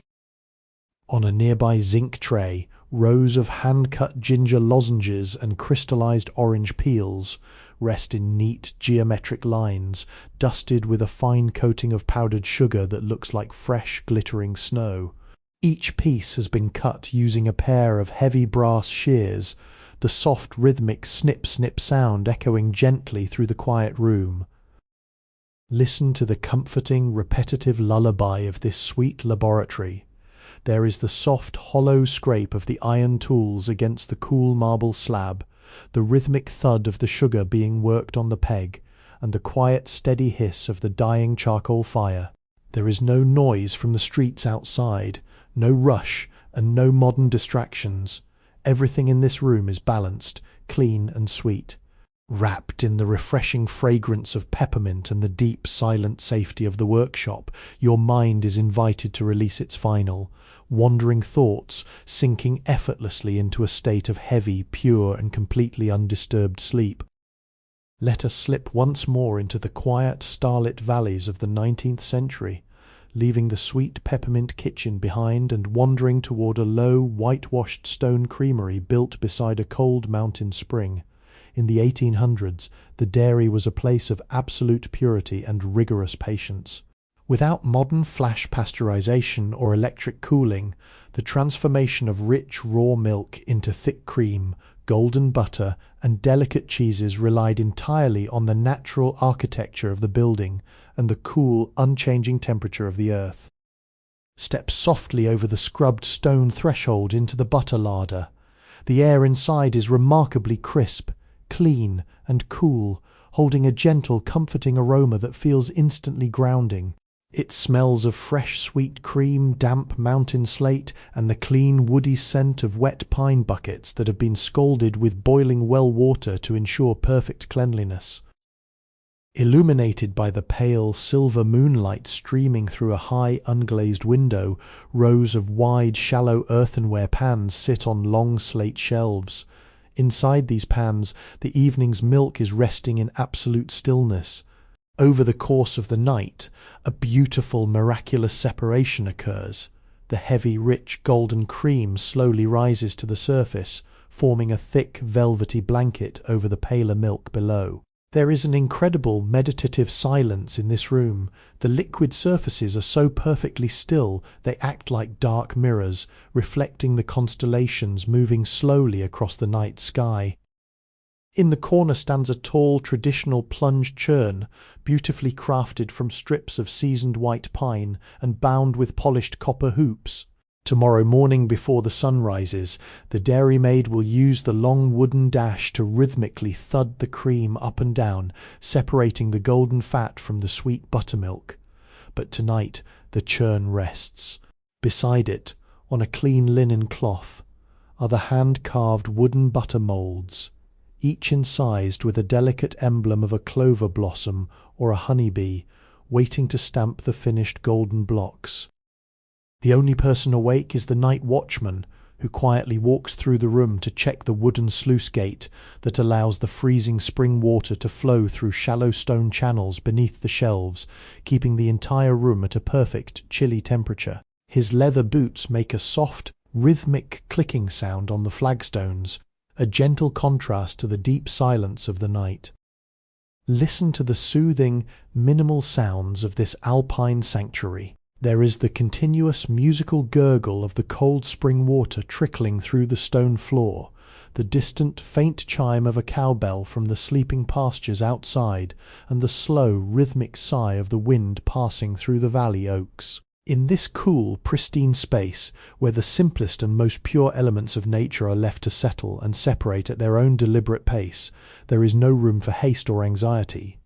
The earth is resting, the milk is rising, and your mind is invited to surrender to this absolute quiet stillness, drifting down into a heavy, deep, and beautifully undisturbed sleep. Leaving the quiet mountain dairy behind, we drift down along the winding coastal paths of the 19th century, where the high cliffs meet the edge of the dark, whispering Atlantic. Perched safely on a granite ledge above the high tide mark sits a long, low salt house built of weathered grey stone and dark driftwood beams. In the 1800s, sea salt was the very lifeblood of preservation, the essential element that allowed fishing villages to cure their catches and coastal towns to survive the deep freeze of winter. Step inside the wide timber doors of the salt house just as the midnight moon reaches its zenith, casting a brilliant silvery sheet of light across the coastal waters. The air inside is incredibly clean, sharp, and invigorating. It carries the deep, mineral-rich scent of the open ocean mixed with the dry, ancient aroma of sun-bleached wood and stone. It is a scent that completely clears the senses, washing away the clutter of the day like a fresh tide. Inside this long gallery rest dozens of massive, shallow wooden trays known as evaporation pans. During the high tides of the previous week, pure deep-sea water was channeled up into these broad vats. Now, in the stillness of the night, the natural elements are at work. The coastal winds and the residual heat stored in the heavy stone floors during the day work together to slowly evaporate the water. As the liquid gently vanishes, beautiful, perfect geometric crystals of sea salt begin to form on the surface, catching the moonlight and glittering like thousands of diamonds scattered across a dark floor. This is a place of absolute elemental patience. There are no fires burning here, no heavy machinery pounding against the earth. The transformation relies entirely on the ocean, the wind and time. On a long bench by the wall sit the tools of the trade, wide wooden rakes with smooth handles used to gently harvest the crust of white crystals once the evaporation is complete, and heavy canvas sacks waiting to be filled. An old saltmaster sits on a low bench near the open window, his face lined by decades of sea wind. He slowly fills a clay pipe, but does not light it, content instead to simply watch the silver crystals grow in the pans. His breath is slow and deep, perfectly attuned to the ancient rhythm of the landscape. Listen closely to the vast hypnotic lullaby of the coast. There is the deep, muffled and repetitive boom of the long ocean waves crashing against the cliffs far below, the soft continuous whistle of the night breeze passing through the gaps in the stone walls, and the gentle, microscopic tinkling sound of water receding as the salt crystals lock into place. In this remote stone sanctuary, balanced between the immense power of the sea and the solid safety of the cliff, there is a profound, unshakable sense of peace. The world outside is vast and wild, but within these walls everything is settling into perfect, quiet order. Let the rhythmic song of the tide wash over your mind, dissolving your final, lingering thoughts and inviting you to sink into a heavy, deep and beautifully undisturbed sleep. Let us journey deeper into the quietude of the 19th century night, leaving the salt-scented air of the cliffs and travelling inland toward a secluded valley where the thick stone walls of an ancient monastery rise against the starlit sky. For centuries, these sacred sanctuaries were not only centres of contemplation, but also the keepers of the finest culinary secrets of Europe. Tonight we slip quietly down a spiral staircase made of worn river cobblestones, descending deep into the monastic cheese cellars. In the 1800s, the monks perfected the art of effineur, the patient aging of cheese. Deep underground, away from the fluctuating winds and changing sun, the temperature and humidity inside these vaulted stone cellars remained absolutely constant all year round, creating a perfect living microclimate where heavy wheels of milk could mature into dense, flavorful masterpieces. As you step into the main subterranean gallery, The air wraps around you like a heavy protective wool cloak. It is cool, damp, and incredibly still, carrying a deep, comforting and rustic aroma. It smells of rich, aged wood, clean river sand, a sweet hint of natural beeswax used to seal the shelves, and the complex, earthy fragrance of ripening cheese crusts. In the dim, soft glow of a beeswax candle resting in an iron sconce, rows upon rows of massive shelves made of solid centuries-old chestnut wood stretch into the shadows. Resting on these thick planks are hundreds of grand wheels of cheese, some as wide as a wagon wheel, their rinds rubbed with coarse sea salt, linseed oil, or dark mountain beer to protect the rich paste inside. Each wheel represents months of physical labour and years of traditional knowledge, left here to transform in the absolute dark. A lone brother, dressed in a simple coarse habit, moves along the aisle with slow, meditative steps. His work tonight is a silent prayer of patience. With practiced, gentle strength, he lifts a heavy golden wheel, inspects its textured rind by the candle flame, and flips it over onto a clean bed of dry rye straw. This simple, repetitive action, lift, turn, smooth, has been performed in this exact room for generations, a testament to a life completely unbound by modern haste. Listen closely to the profound sacred silence of the monastery vault. There is the slow, rhythmic thud-thud of the wooden wheels being turned, the distant faint trickle of groundwater weeping through the limestone mortar, and the deep total absence of any worldly noise. In this underground sanctuary, surrounded by walls that have withstood the turning of centuries, there is a sense of unshakable permanence and peace. The world above may change and rush, but down here, time is measured only by the slow maturation of the harvest. Let the absolute stillness of these ancient stones steady your mind, releasing your very last thoughts into the quiet shadows as you drift effortlessly into a heavy, deep, and beautifully undisturbed sleep. Let us wander back out into the gentle late spring night of the 19th century, leaving the cool stone monastery behind and heading toward the edge of an old-growth lime forest. Nestled into a gentle slope where the wild bees have swarmed for generations stands a timber-framed workshop dedicated to the ancient craft of the honey merchant and hydromel maker. In the 1800s, wild honey was far more than a simple sweetener. It was a precious golden gold, a medicine, and the foundation for rich, fermented elixirs that had warmed gatherings since the dawn of history. Step through the heavy cedar door into the storage vault. The air inside is instantly welcoming, thick, and incredibly soothing. It feels like a warm, sweet embrace that immediately quiets the senses. The atmosphere is filled with the deep, intoxicating aroma of pure, unrefined honeycomb, the light floral fragrance of linden blossoms, and the warm, clean smell of melted beeswax used to seal the vessels. The entire room glows softly in the moonlight, filtering through the high clerestory windows. Arranged neatly along the thick timber benches are heavy, dark earthenware crocks and clear, hand-blown glass carboys. Inside these vessels, the spring honey harvest is being carefully tended. Some jars hold pure, thick amber liquid directly from the combs, still containing bits of natural pollen. Others contain traditional hydromal, clear spring water infused with raw honey, wild yeast, and a delicate handful of dried elderflowers left to ferment in the dark at its own natural slow pace. In the corner of the room, a small copper cauldron sits over a bed of dying fruitwood embers, radiating a gentle, consistent warmth.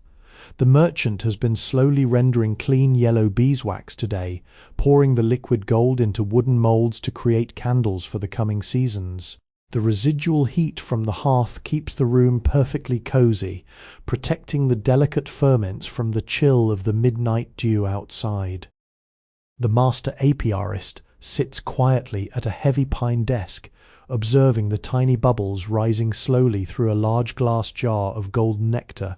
His hands, though scarred from years of working alongside the hives, move with total gentleness as he seals a finished crock with a clean linen cloth and tight twine. He lives in complete alignment with the seasons and the sun, knowing that true sweetness cannot be manufactured. It must be patiently gathered, drop by drop, from the hearts of a million flowers. Listen closely to the gentle rhythmic hum of this golden sanctuary.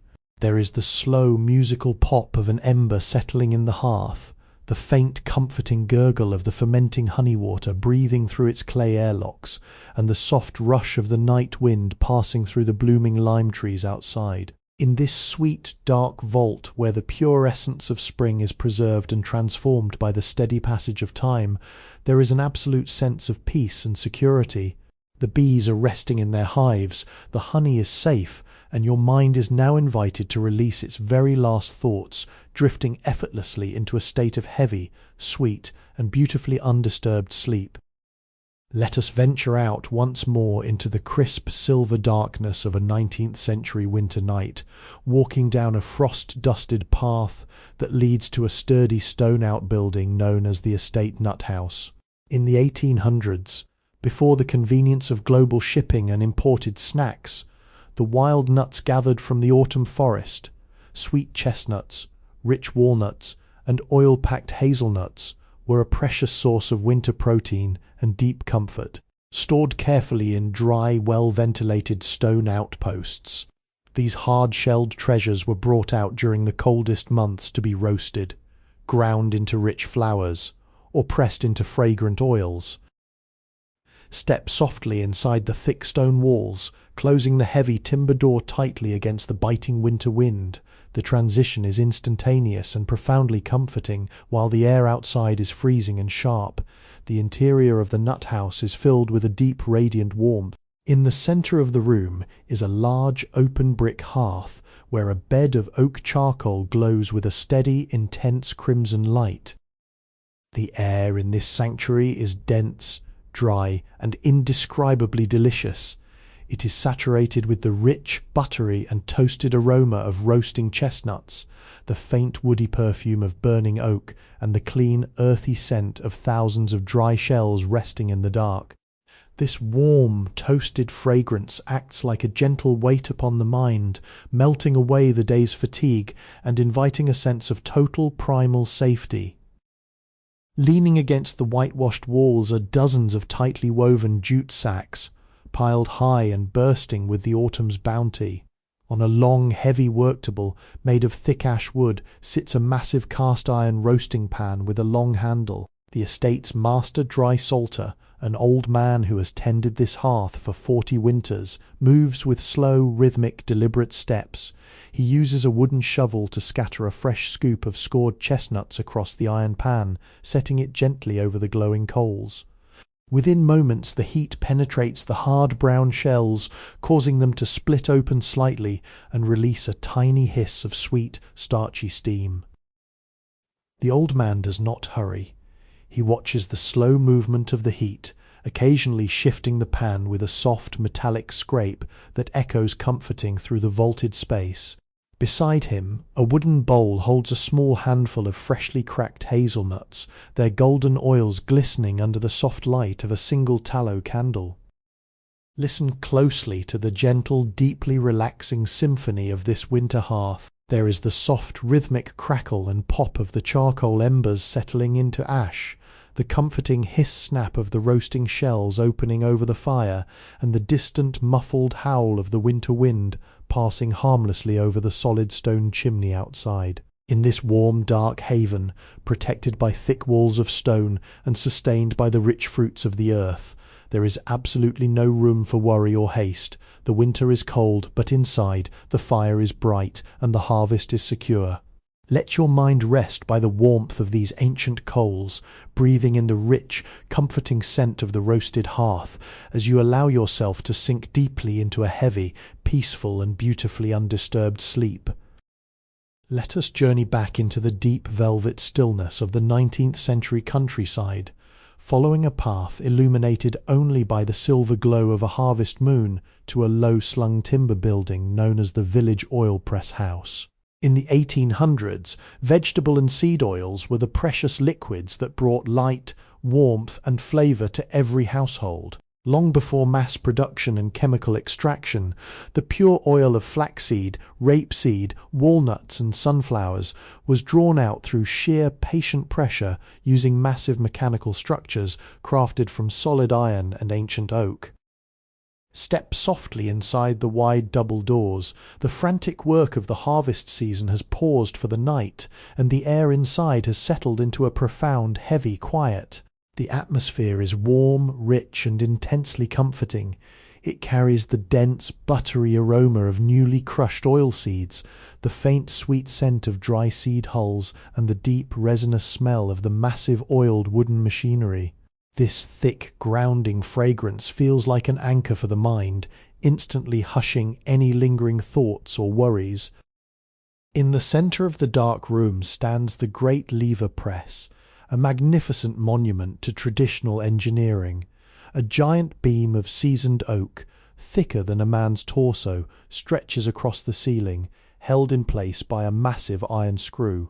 Beneath this beam sit the pressing cages, heavy iron cylinders lined with coarse woven horsehair sacks. Earlier today, these sacks were filled with roasted linseed and sunflower seeds, and under the immense, slow pressure of the wooden beam, the golden amber-coloured oil was coaxed out drop by drop, flowing through small carved stone channels into deep stoneware jars on the floor. Now, the great wheel of the press is still. A single oil lamp burns on a wooden shelf, its small flame reflecting off the smooth, dark surfaces of the filled jars on the stone floor. A slow, hypnotic rhythm continues in the dark. Drip, drip, drip. The very last, purest drops of oil are escaping from the dense seed cakes, falling into the amber pools below with a clear, musical resonance. The master pressman sits in the corner on a low stool, his apron stained with the rich, protective oils of his trade. He slowly polishes a small brass funnel with a soft rag, his movements unhurried and peaceful. He knows that haste ruins the oil. Only the slow, steady weight of the oak beams can extract the true essence of the seed without bitterness. Listen closely to the gentle, hypnotic lullaby of the silent press house. There is the steady, rhythmic drip-drop of the golden oil falling into the stone vats, the occasional comforting creak of the giant oak beams relieving their tension in the cool night air, and the distant soft sigh of the autumn wind sweeping across the harvested fields outside. In this dark, warm sanctuary, surrounded by the rich, honest fruits of human labour and the deep security of the timber walls, there is an absolute sense of peace. The harvest is pressed, the jars are full, and your mind is now free to release its final drifting thoughts, sinking effortlessly into a heavy, deep, and completely undisturbed sleep. Let us step once more into the deep, dark velvet of a 19th century winter night, walking down a narrow lane where the heavy snow has muffled every sound of the outside world. Through the small, frost-rimmed windows of an old corner building, a soft, dim red glow spills out onto the white drifts. This is the town's traditional gingerbread bakery, a specialized sanctuary where dense, honey-sweetened cakes and aromatic holiday biscuits are crafted using recipes passed down through generations of bakers. In the 1800s, gingerbread was not merely a light confection, it was a highly prized, durable pastry made with heavy dark molasses, unrefined forest honey, and an abundance of warming spices. Because these cakes contained no yeast or dairy fat, they could be preserved for months inside dry wooden vaults, growing softer, richer, and more fragrant with every passing week. Step inside the low-ceilinged room, shaking the winter chill from your coat as the heavy oak door clicks shut behind you. The air inside is incredibly thick, warm, and deeply comforting. It is saturated with the dark, robust aroma of simmering sugarcane molasses, spicy ground ginger, sharp cloves, and sweet, woody cinnamon. This unique blend of deep sweetness and fiery spice acts as a powerful blanket for the senses, instantly warming your chest, soothing your breathing, and pushing all modern anxieties into the shadows. Along the main wall stands a long chest of shallow drawers made of dark walnut wood, The aging vaults where the shaped gingerbread pieces rest in the dark to cure. On the massive flour-dusted work table in the centre of the room sit the baker's most precious possessions, his hand-carved oak moulds. Each thick wooden block is an intricate work of art, carved in reverse with beautiful archaic figures of stars, forest stags, and grand sailing ships. The baker, working in the serene isolation of the midnight hour, takes a piece of dense, dark dough and presses it firmly into a carved mould, using a small wooden roller to ensure every tiny detail is captured. He then gently turns the mould over, tapping it against the table with a soft, hollow thud. The beautiful patterned cake drops perfectly onto a clean linen sheet, ready to be transferred to the slow, gentle heat of the brick oven. There is no rush here. The oven is not blasting with fierce flames. Instead, it is heated by the residual, gentle warmth of dying beechwood coals, allowing the thick gingerbread to bake slowly, drying out rather than browning, locking the volatile oils of the spices into the sweet matrix of honey. Listen to the comforting, repetitive stillness of this winter kitchen. There is the soft, rhythmic thud of the wooden moulds against the floury table, the quiet, steady whisper of the heat radiating from the brick oven, and the beautiful, absolute silence of the heavy snow falling outside the glass.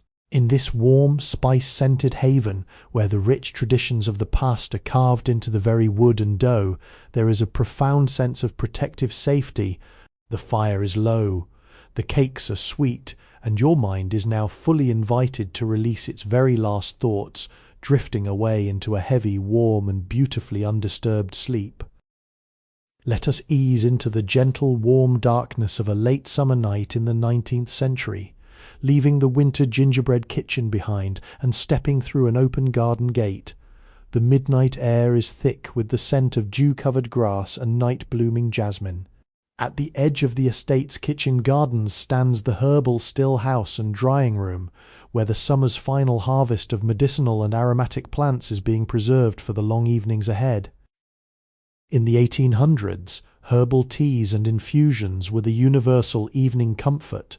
To preserve these delicate leaves and flowers without losing their calming essential oils, they were dried slowly in the shade and then compacted using small, hand-operated wooden presses into dense, durable tea bricks.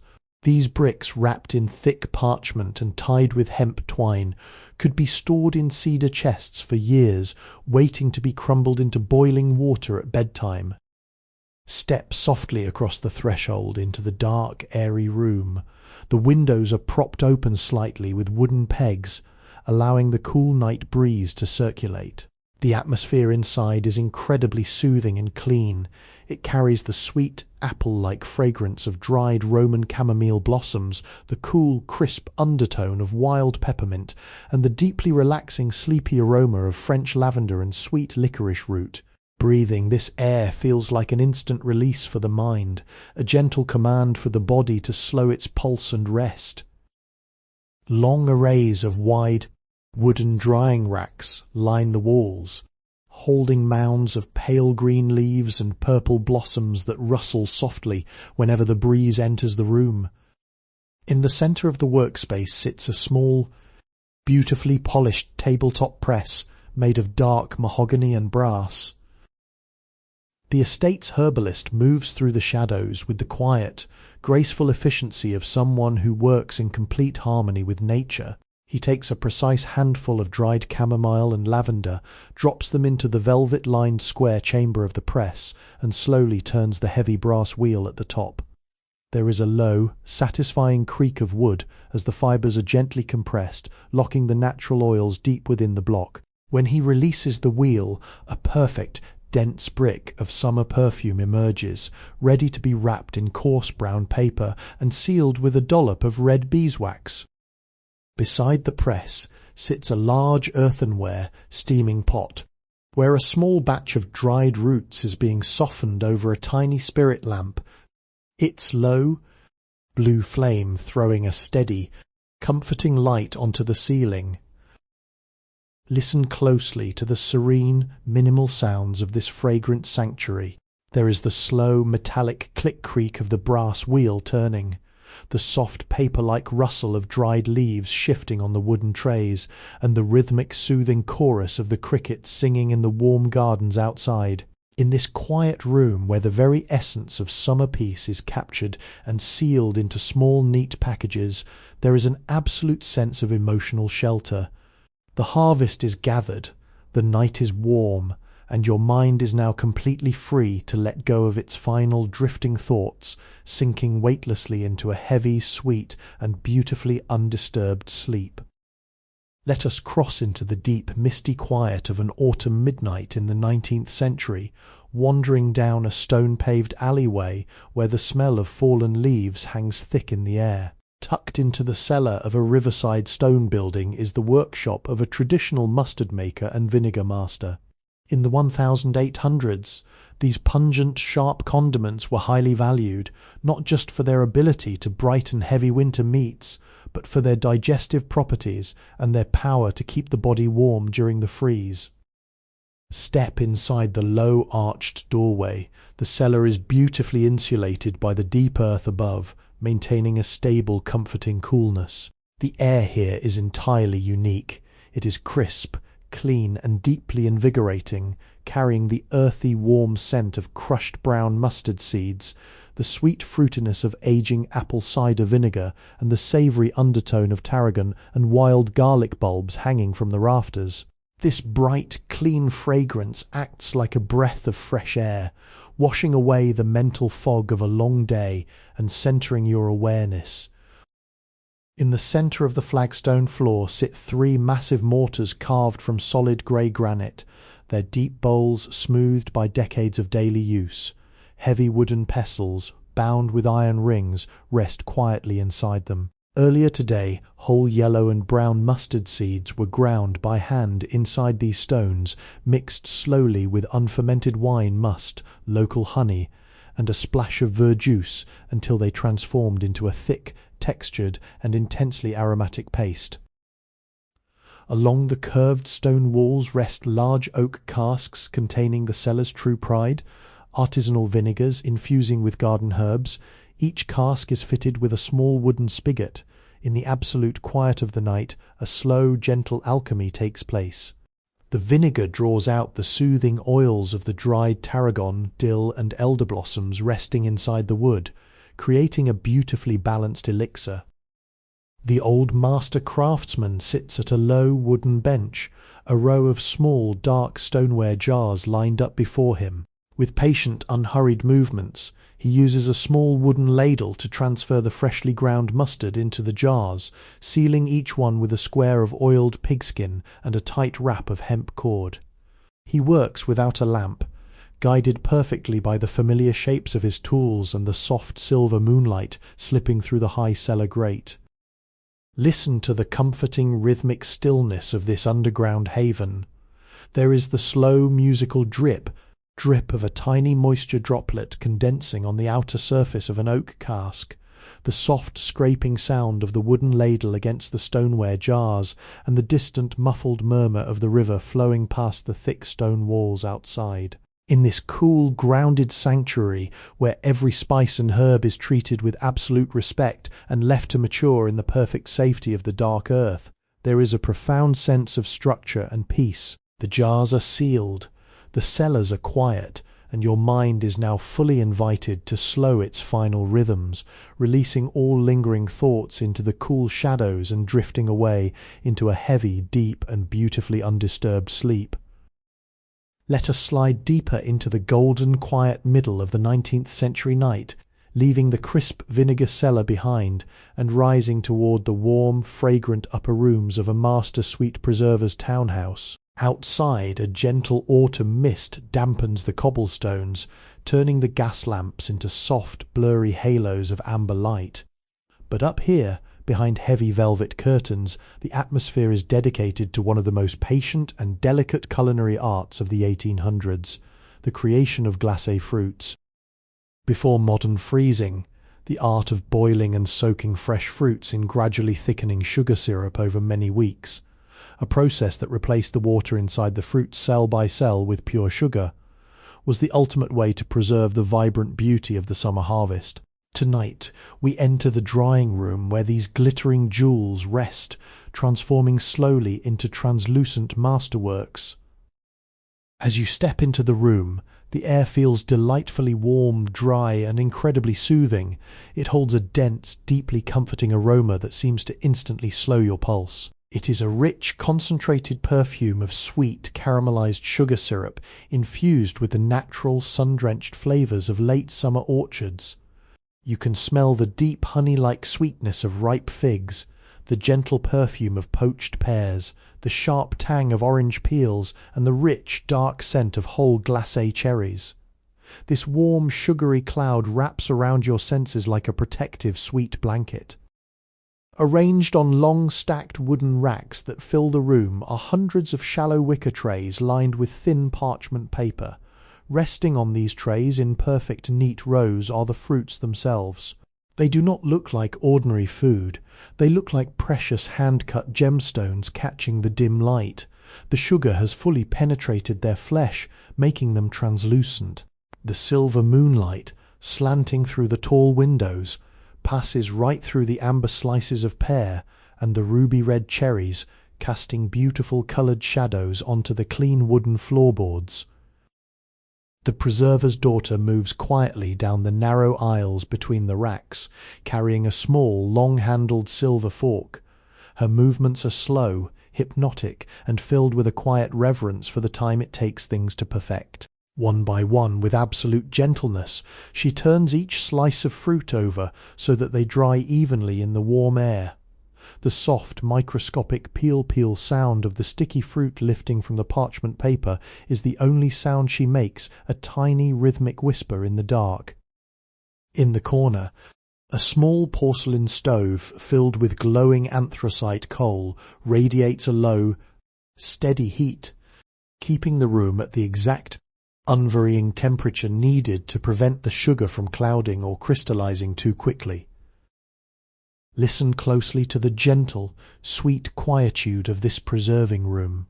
There is the steady, almost silent sigh of the warm air rising from the coal stove, the soft occasional rustle of the parchment paper as the trays settle, and the absolute muffled stillness of the sleeping town outside the thick brick walls. In this warm, beautiful sanctuary where the fleeting colours and flavours of summer are locked away in a timeless casing of pure sweetness, there is a profound sense of completion and rest.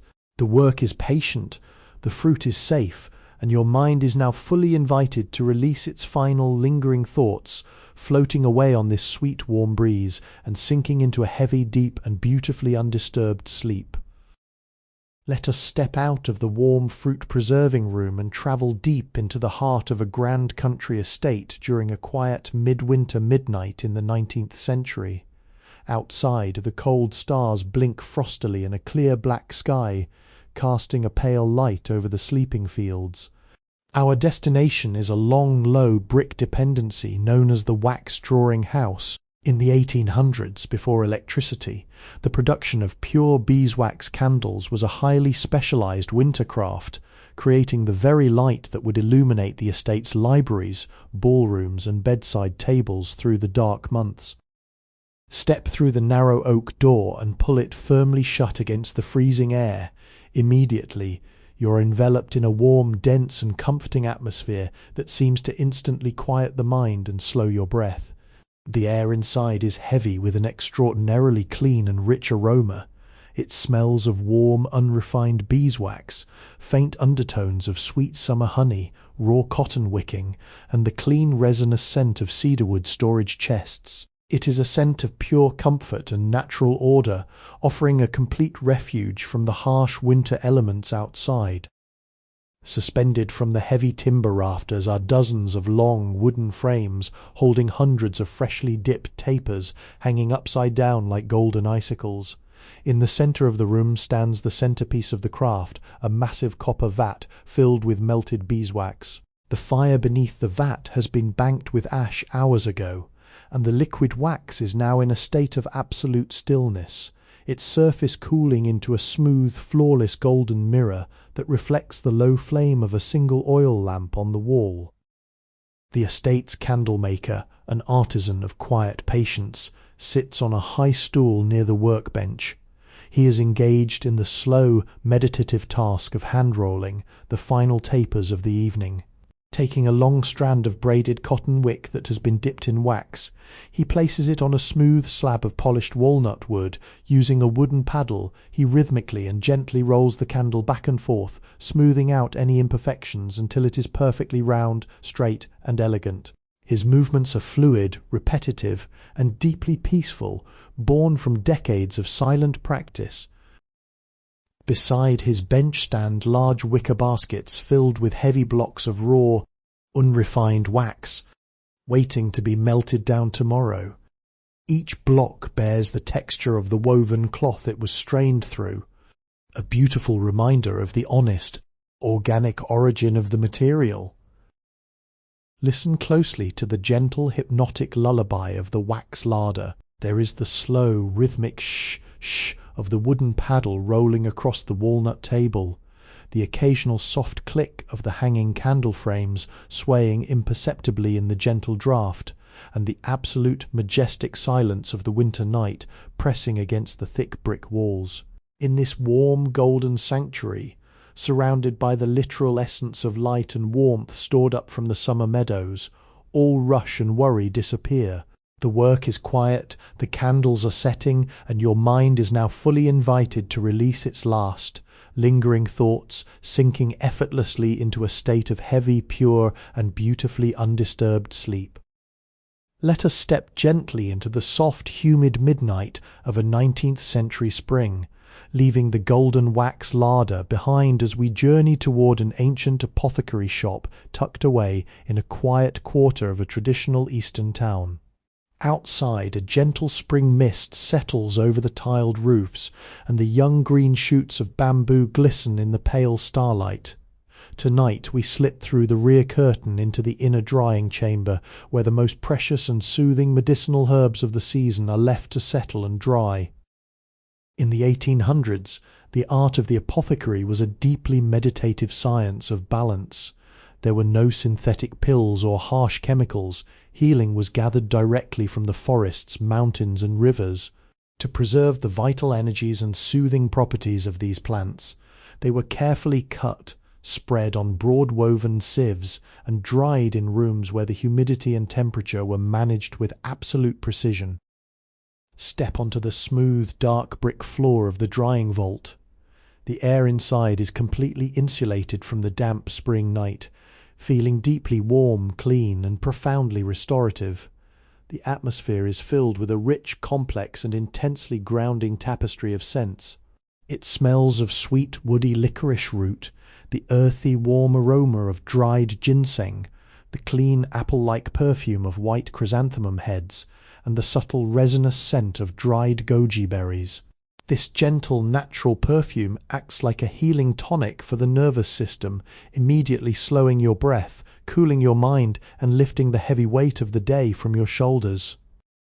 Dominating the long room are rows of tall mahogany apothecary chests, their hundreds of tiny drawers fitted with smooth brass rings.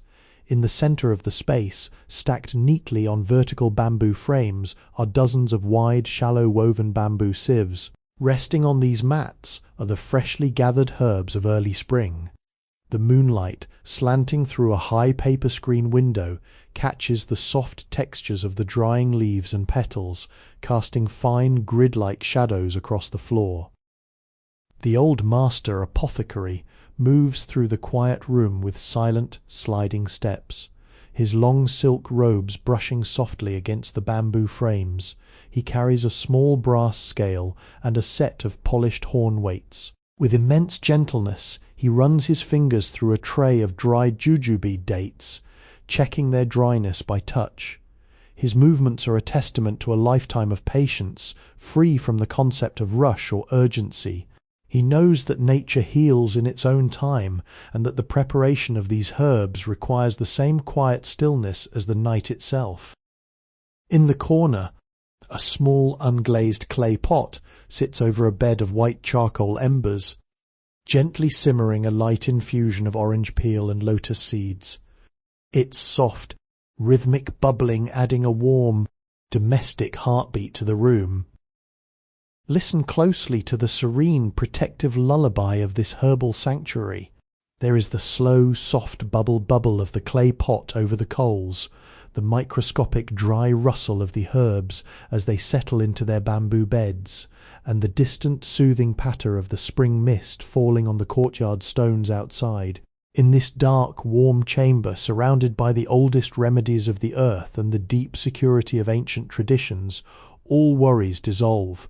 The balance is restored, the herbs are quiet, and your mind is now fully invited to let go, drifting down into a heavy, peaceful, and beautifully undisturbed sleep. Let us slip softly into the cool, star-filled midnight of a 19th century summer, leaving the herbal apothecary behind as we walk down a quiet lane lined with timber-framed shops. Behind a heavy glass storefront where a golden pocket watch emblem hangs still in the night air, lies the private sanctuary of a master horologist.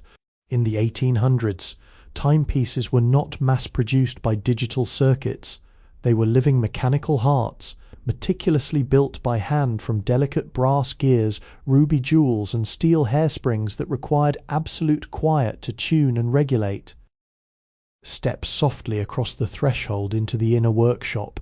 The room is heavily insulated from the warm summer night outside, maintaining a cool, pristine, and perfectly dust-free environment.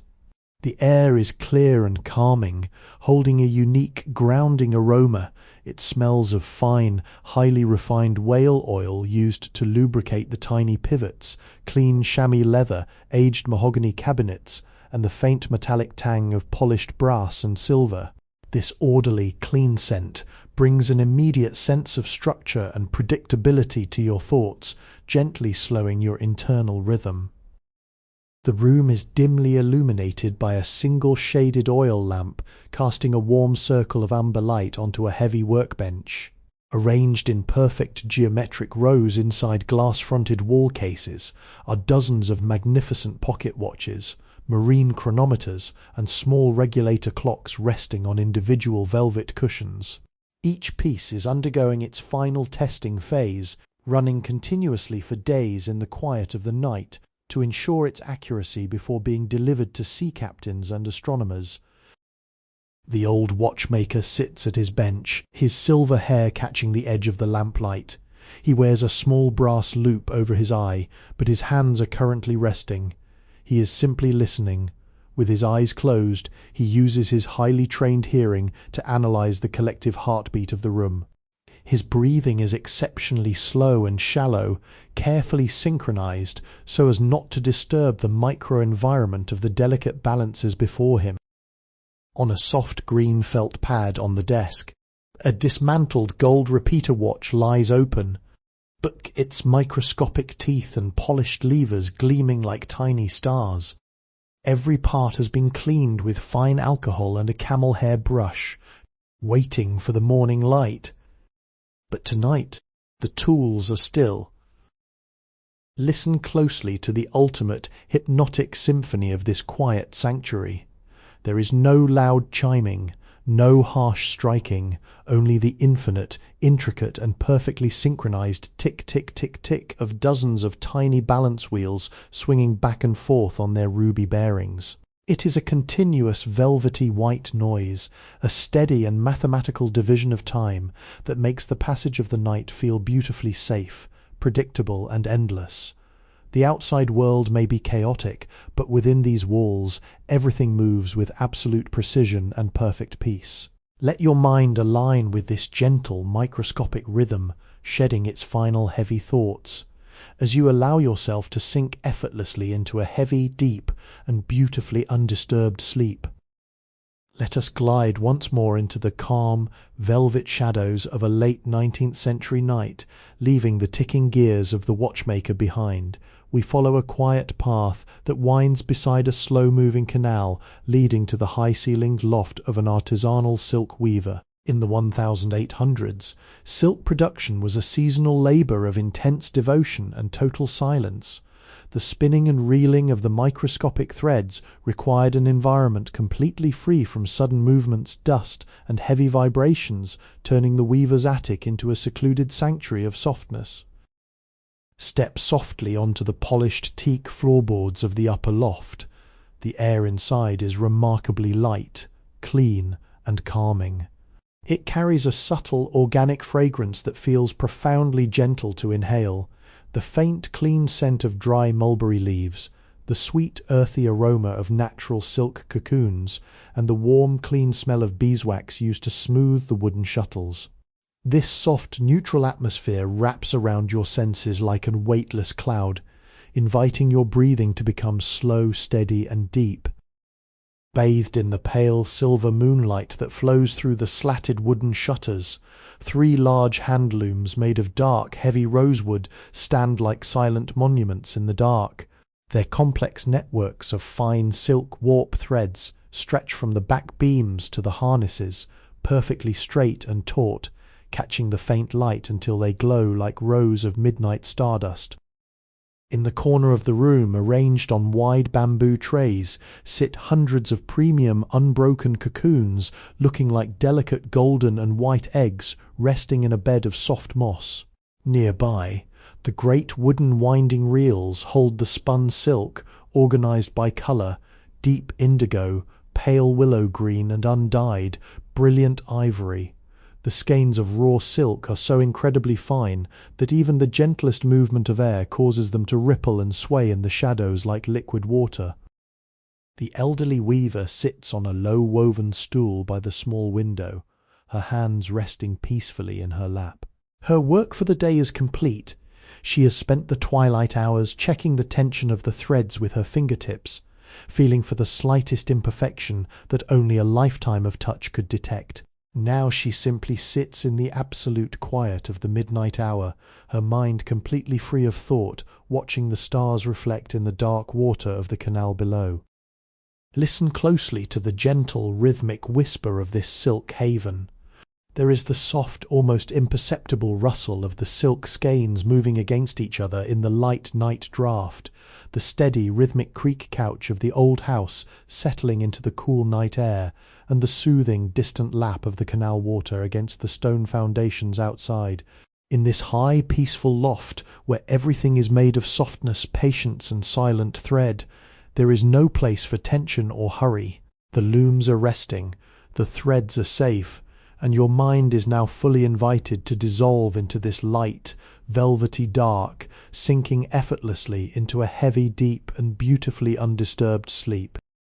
Let us step gently into the cool, mist-shrouded midnight of an autumn night in the 19th century, leaving the soft silk weaver's loft behind. We travel to a quiet compound tucked away at the base of a bamboo-covered hill, entering the private studio and paper larder of a traditional scholar and calligrapher. In the 1800s, the materials of writing were treated with religious reverence. Ink was not a casual chemical liquid, it was a solid, precious medium, crafted from the pure soot of burnt pine wood mixed with natural animal glues and delicate medicinal herbs, left to dry into dense, beautifully carved sticks that required slow, rhythmic hand-grinding before every use. Step over the high wooden threshold onto the cool, dark slate floor. The room is perfectly still, protected from the damp night air by heavy rice paper screens and thick cedar walls. The atmosphere within is incredibly clean, grounding, and ancient. It holds a deep, majestic aroma that immediately clears the mind.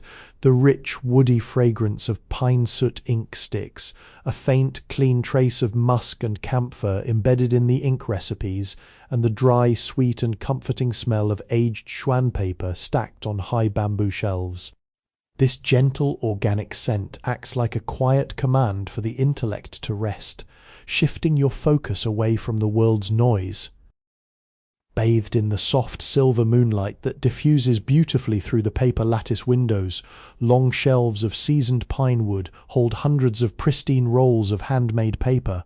This paper, crafted from the fibrous bark of the wingseltis tree and mountain rice straw, is completely unbleached and soft to the touch, holding a delicate, textured quality that absorbs the light without reflecting it.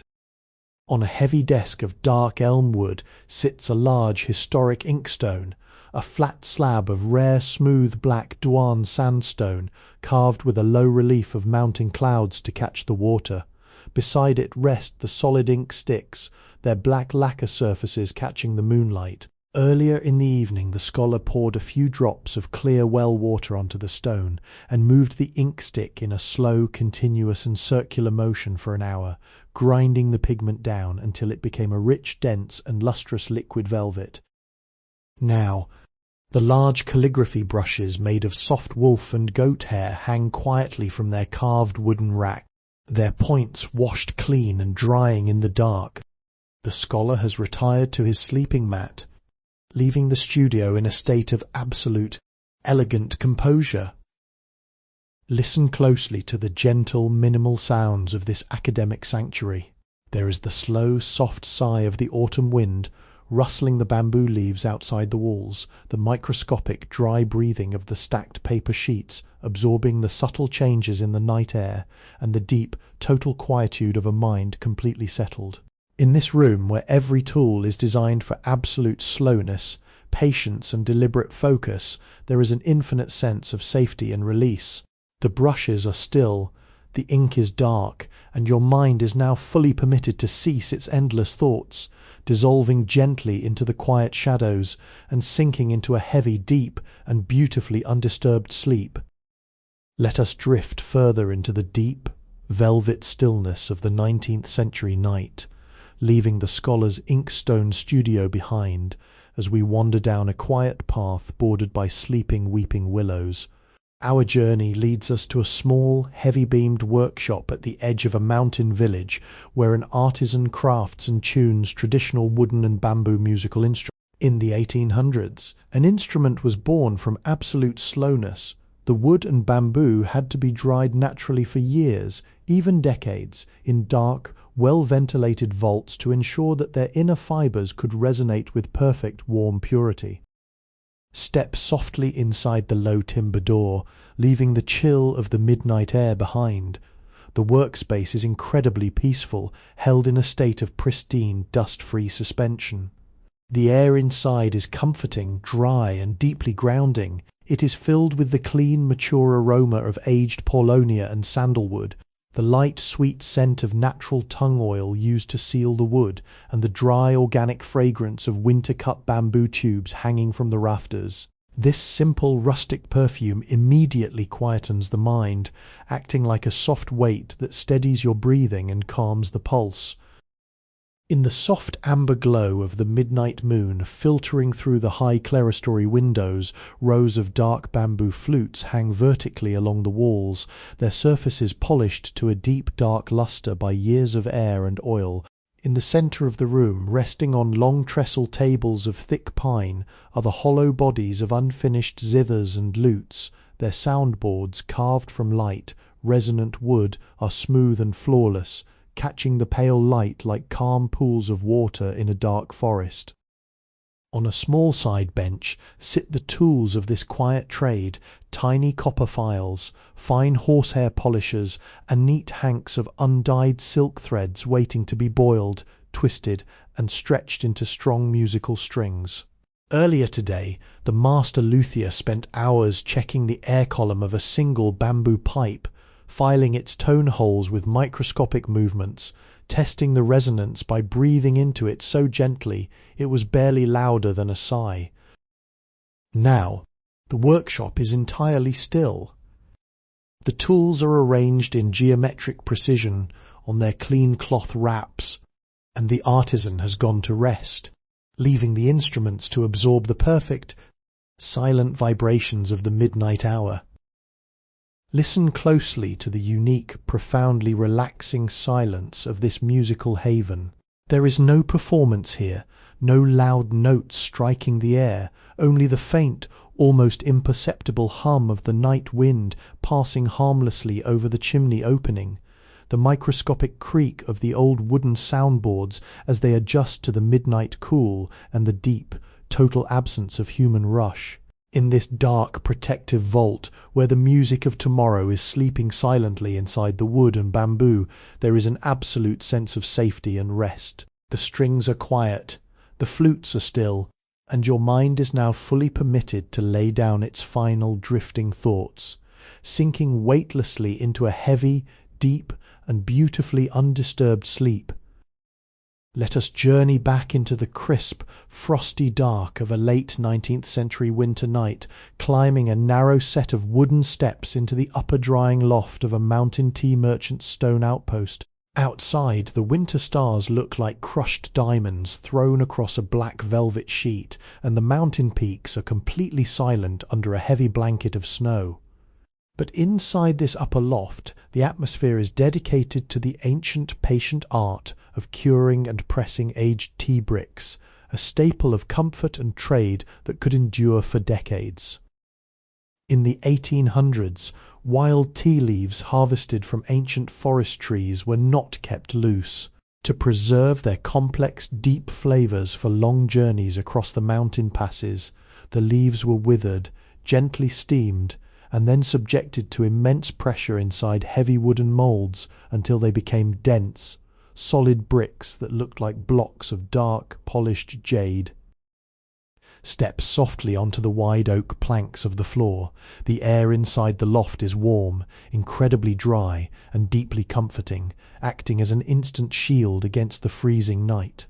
The atmosphere is saturated with a majestic, heavy aroma that seems to anchor the mind and instantly clear away stress. It smells of deeply roasted tea leaves, the clean mok-mak scent of dry bamboo husks used for wrapping, and a very faint sweet trace of pine wood smoke from the lower hearths. This dark, rich fragrance feels like a warm beverage for the spirit, inviting your chest to expand and your muscles to fully untighten. Arranged in perfect long columns across the floor are hundreds of finished tea bricks, stacked neatly like ancient books in a secret library. Each brick is stamped with the merchant's traditional seal, an intricate geometric pattern representing longevity and balance. Nearby, a row of heavy iron-bound oak moulds sits open, having completed their work for the day. At the far end of the room, a low, shallow brick trough holds a bed of clean, glowing charcoal made from applewood. It burns without flame or smoke, emitting only a steady, soft infrared warmth that rises through the racks to ensure the pressed bricks dry completely from their core, locking out all moisture. The head tea master, an elder who has spent 50 winters reading the language of the leaf, moves with slow, quiet deliberation.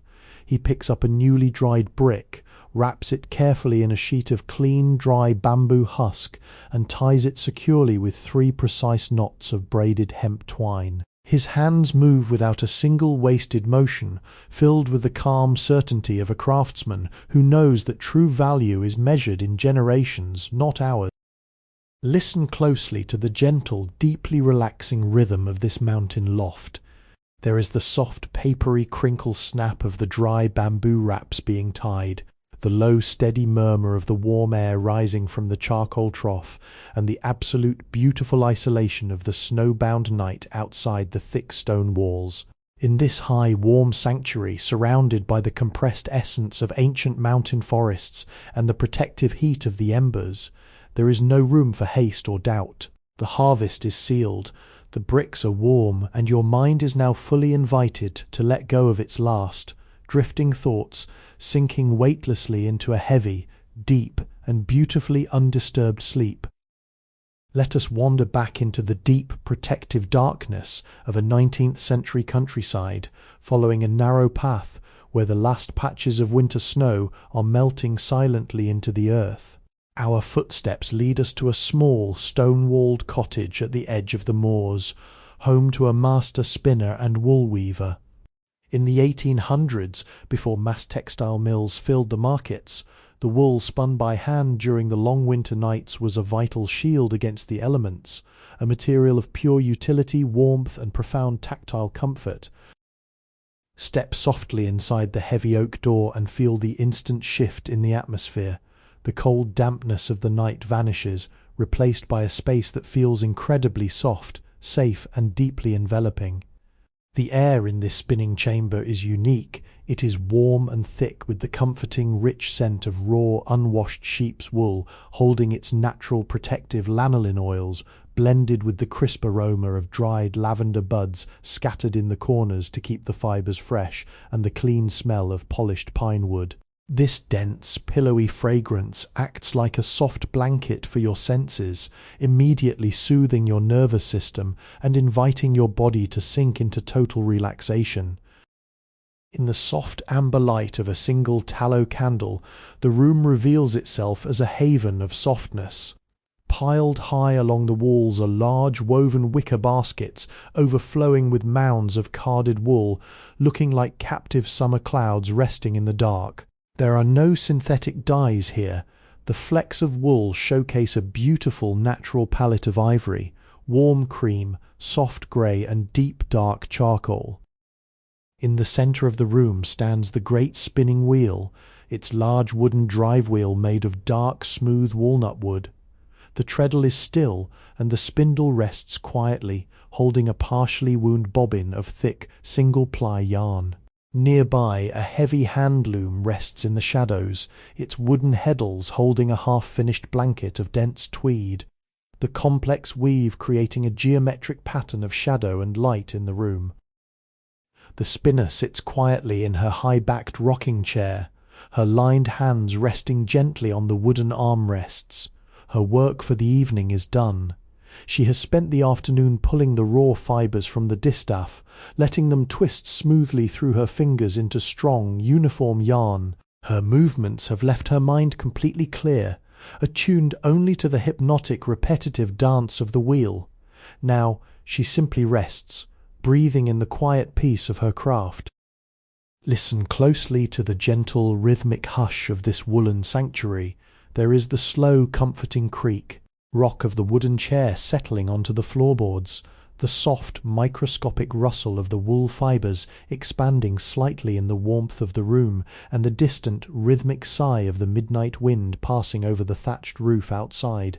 In this dark, incredibly soft room, where everything is designed to protect, warm and comfort the human body, there is an absolute sense of emotional shelter. The yarn is spun, the baskets are full, and your mind is now fully invited to release its very last thoughts, sinking weightlessly into a heavy, soft, and beautifully undisturbed sleep.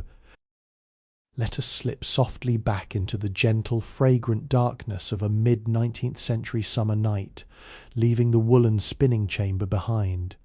We follow a stone-paved path down to a long, half-timbered building situated near a freshwater spring, the drying and curing vault of a traditional master soap boiler. In the 1800s, the crafting of soap was a seasonal alchemy requiring months of patient air drying. Pure oils such as sweet olive oil and pressed tallow were combined with filtered wood ash lye and enriched with wild garden botanicals, then left to cure in cool, airy, dark rooms until they became mild, dense, and beautifully soothing bars. Step through the low wooden doorway and pull it shut against the humid summer air. Instantly your senses are washed clean by an atmosphere that feels incredibly pure, crisp, and profoundly relaxing. The air inside this curing room is saturated with a clean, majestic aroma that instantly resets the mind and opens your breathing. It carries the rich, buttery base of pure olive oil soap, intertwined with the sharp, medicinal clarity of dried rosemary leaves, the sleep-inducing perfume of English lavender, and the light, crisp scent of shaved pine wood from the drying racks. This clarifying fragrance feels like a deep, refreshing breath for the soul, effortlessly melting away the mental clutter of the day. The room is bathed in the soft silver light of a summer moon slanting through high, slatted clerestory windows designed to allow a constant gentle draft to circulate. Arranged in long geometric grids upon open-plan pine shelves are thousands of rectangular blocks of soap. They look like smooth, hand-carved bars of cream, pale willow green and soft earth brown, their edges slightly softened as the moisture evaporates from them over the weeks. In the centre of the flagstone floor stands a large elm workbench, Resting upon it is a heavy wooden cutting frame fitted with a thin polished copper wire. Earlier today, the soap boiler poured a large warm batch of lavender-infused soap into a linen-lined wooden trough. Once it had cooled into a firm, thick slab, he used the copper wire to smoothly slice through the mass, creating perfect uniform bricks with a slow, satisfying click sound. Now, the workshop is empty and perfectly still. The tools have been washed and dried, and the long rows of soap continue their silent, slow maturation in the dark. Listen closely to the gentle, deeply calming lullaby of this curing vault. There is the steady, soft whisper of the night breeze passing through the wooden slats of the high windows, the occasional micro-creak of the pine shelves holding their weight, and the beautiful, absolute quietude of the countryside sleeping under the summer sky. In this clean, aromatic sanctuary, where everything is dedicated to purity, order, and gentle restoration, all worries dissolve. The batches are cut, the shelves are quiet, and your mind is now fully permitted to lay down its final, lingering thoughts, floating away into a heavy, clean, and beautifully undisturbed sleep. And now all the journeys are complete. The long pathways through the century of quiet craftsmanship have led you back here to the ultimate, still centre of your own room. The heavy oak beams of the oil press have rested. The ticking of the brass gears has blurred into a single, uniform hum. The fragrance of lavender, beeswax, chamomile, and sweet pine soot has woven a thick, protective cocoon around your entire consciousness. The world outside your window has gone quiet, and the world within your mind has finally allowed its heavy gears to stop turning. There are no more rooms to explore, no more paths to walk, and no more stories to follow. The air you breathe is slow, cool, and perfectly steady. With each gentle exhale, the last remaining fragments of daylight thought dissolve into the velvet dark, like ink vanishing into a deep, calm pool of water. You are safe. You are completely warm, fully supported, and entirely free from the necessity of doing anything at all. The night is long, the shadows are kind, and the stillness is absolute. Let your eyelids become impossibly heavy. Let your body sink entirely into the mattress, soft as a bundle of unspun wool, light as a skein of weaver's silk. Allow yourself to fall away from the shore of wakefulness, drifting out into the vast, dark, and beautifully silent ocean of rest. Sleep now. Deep, heavy, and beautifully undisturbed sleep. Sleepy History with Kevin is created for relaxation, entertainment, and sleep purposes. The stories shared on this channel are inspired by historical events, daily life, and real periods in history, but they may be simplified, adapted, or narrated in a calming way to enhance the listening experience. This content is not intended to be a precise academic or educational source. While we aim to stay generally accurate, some details may be altered for storytelling flow and relaxation. Please do not rely on this channel as a primary source for historical research or study. By listening, you acknowledge that this content is designed to help you unwind, relax, and fall asleep. Thank you for your understanding and support.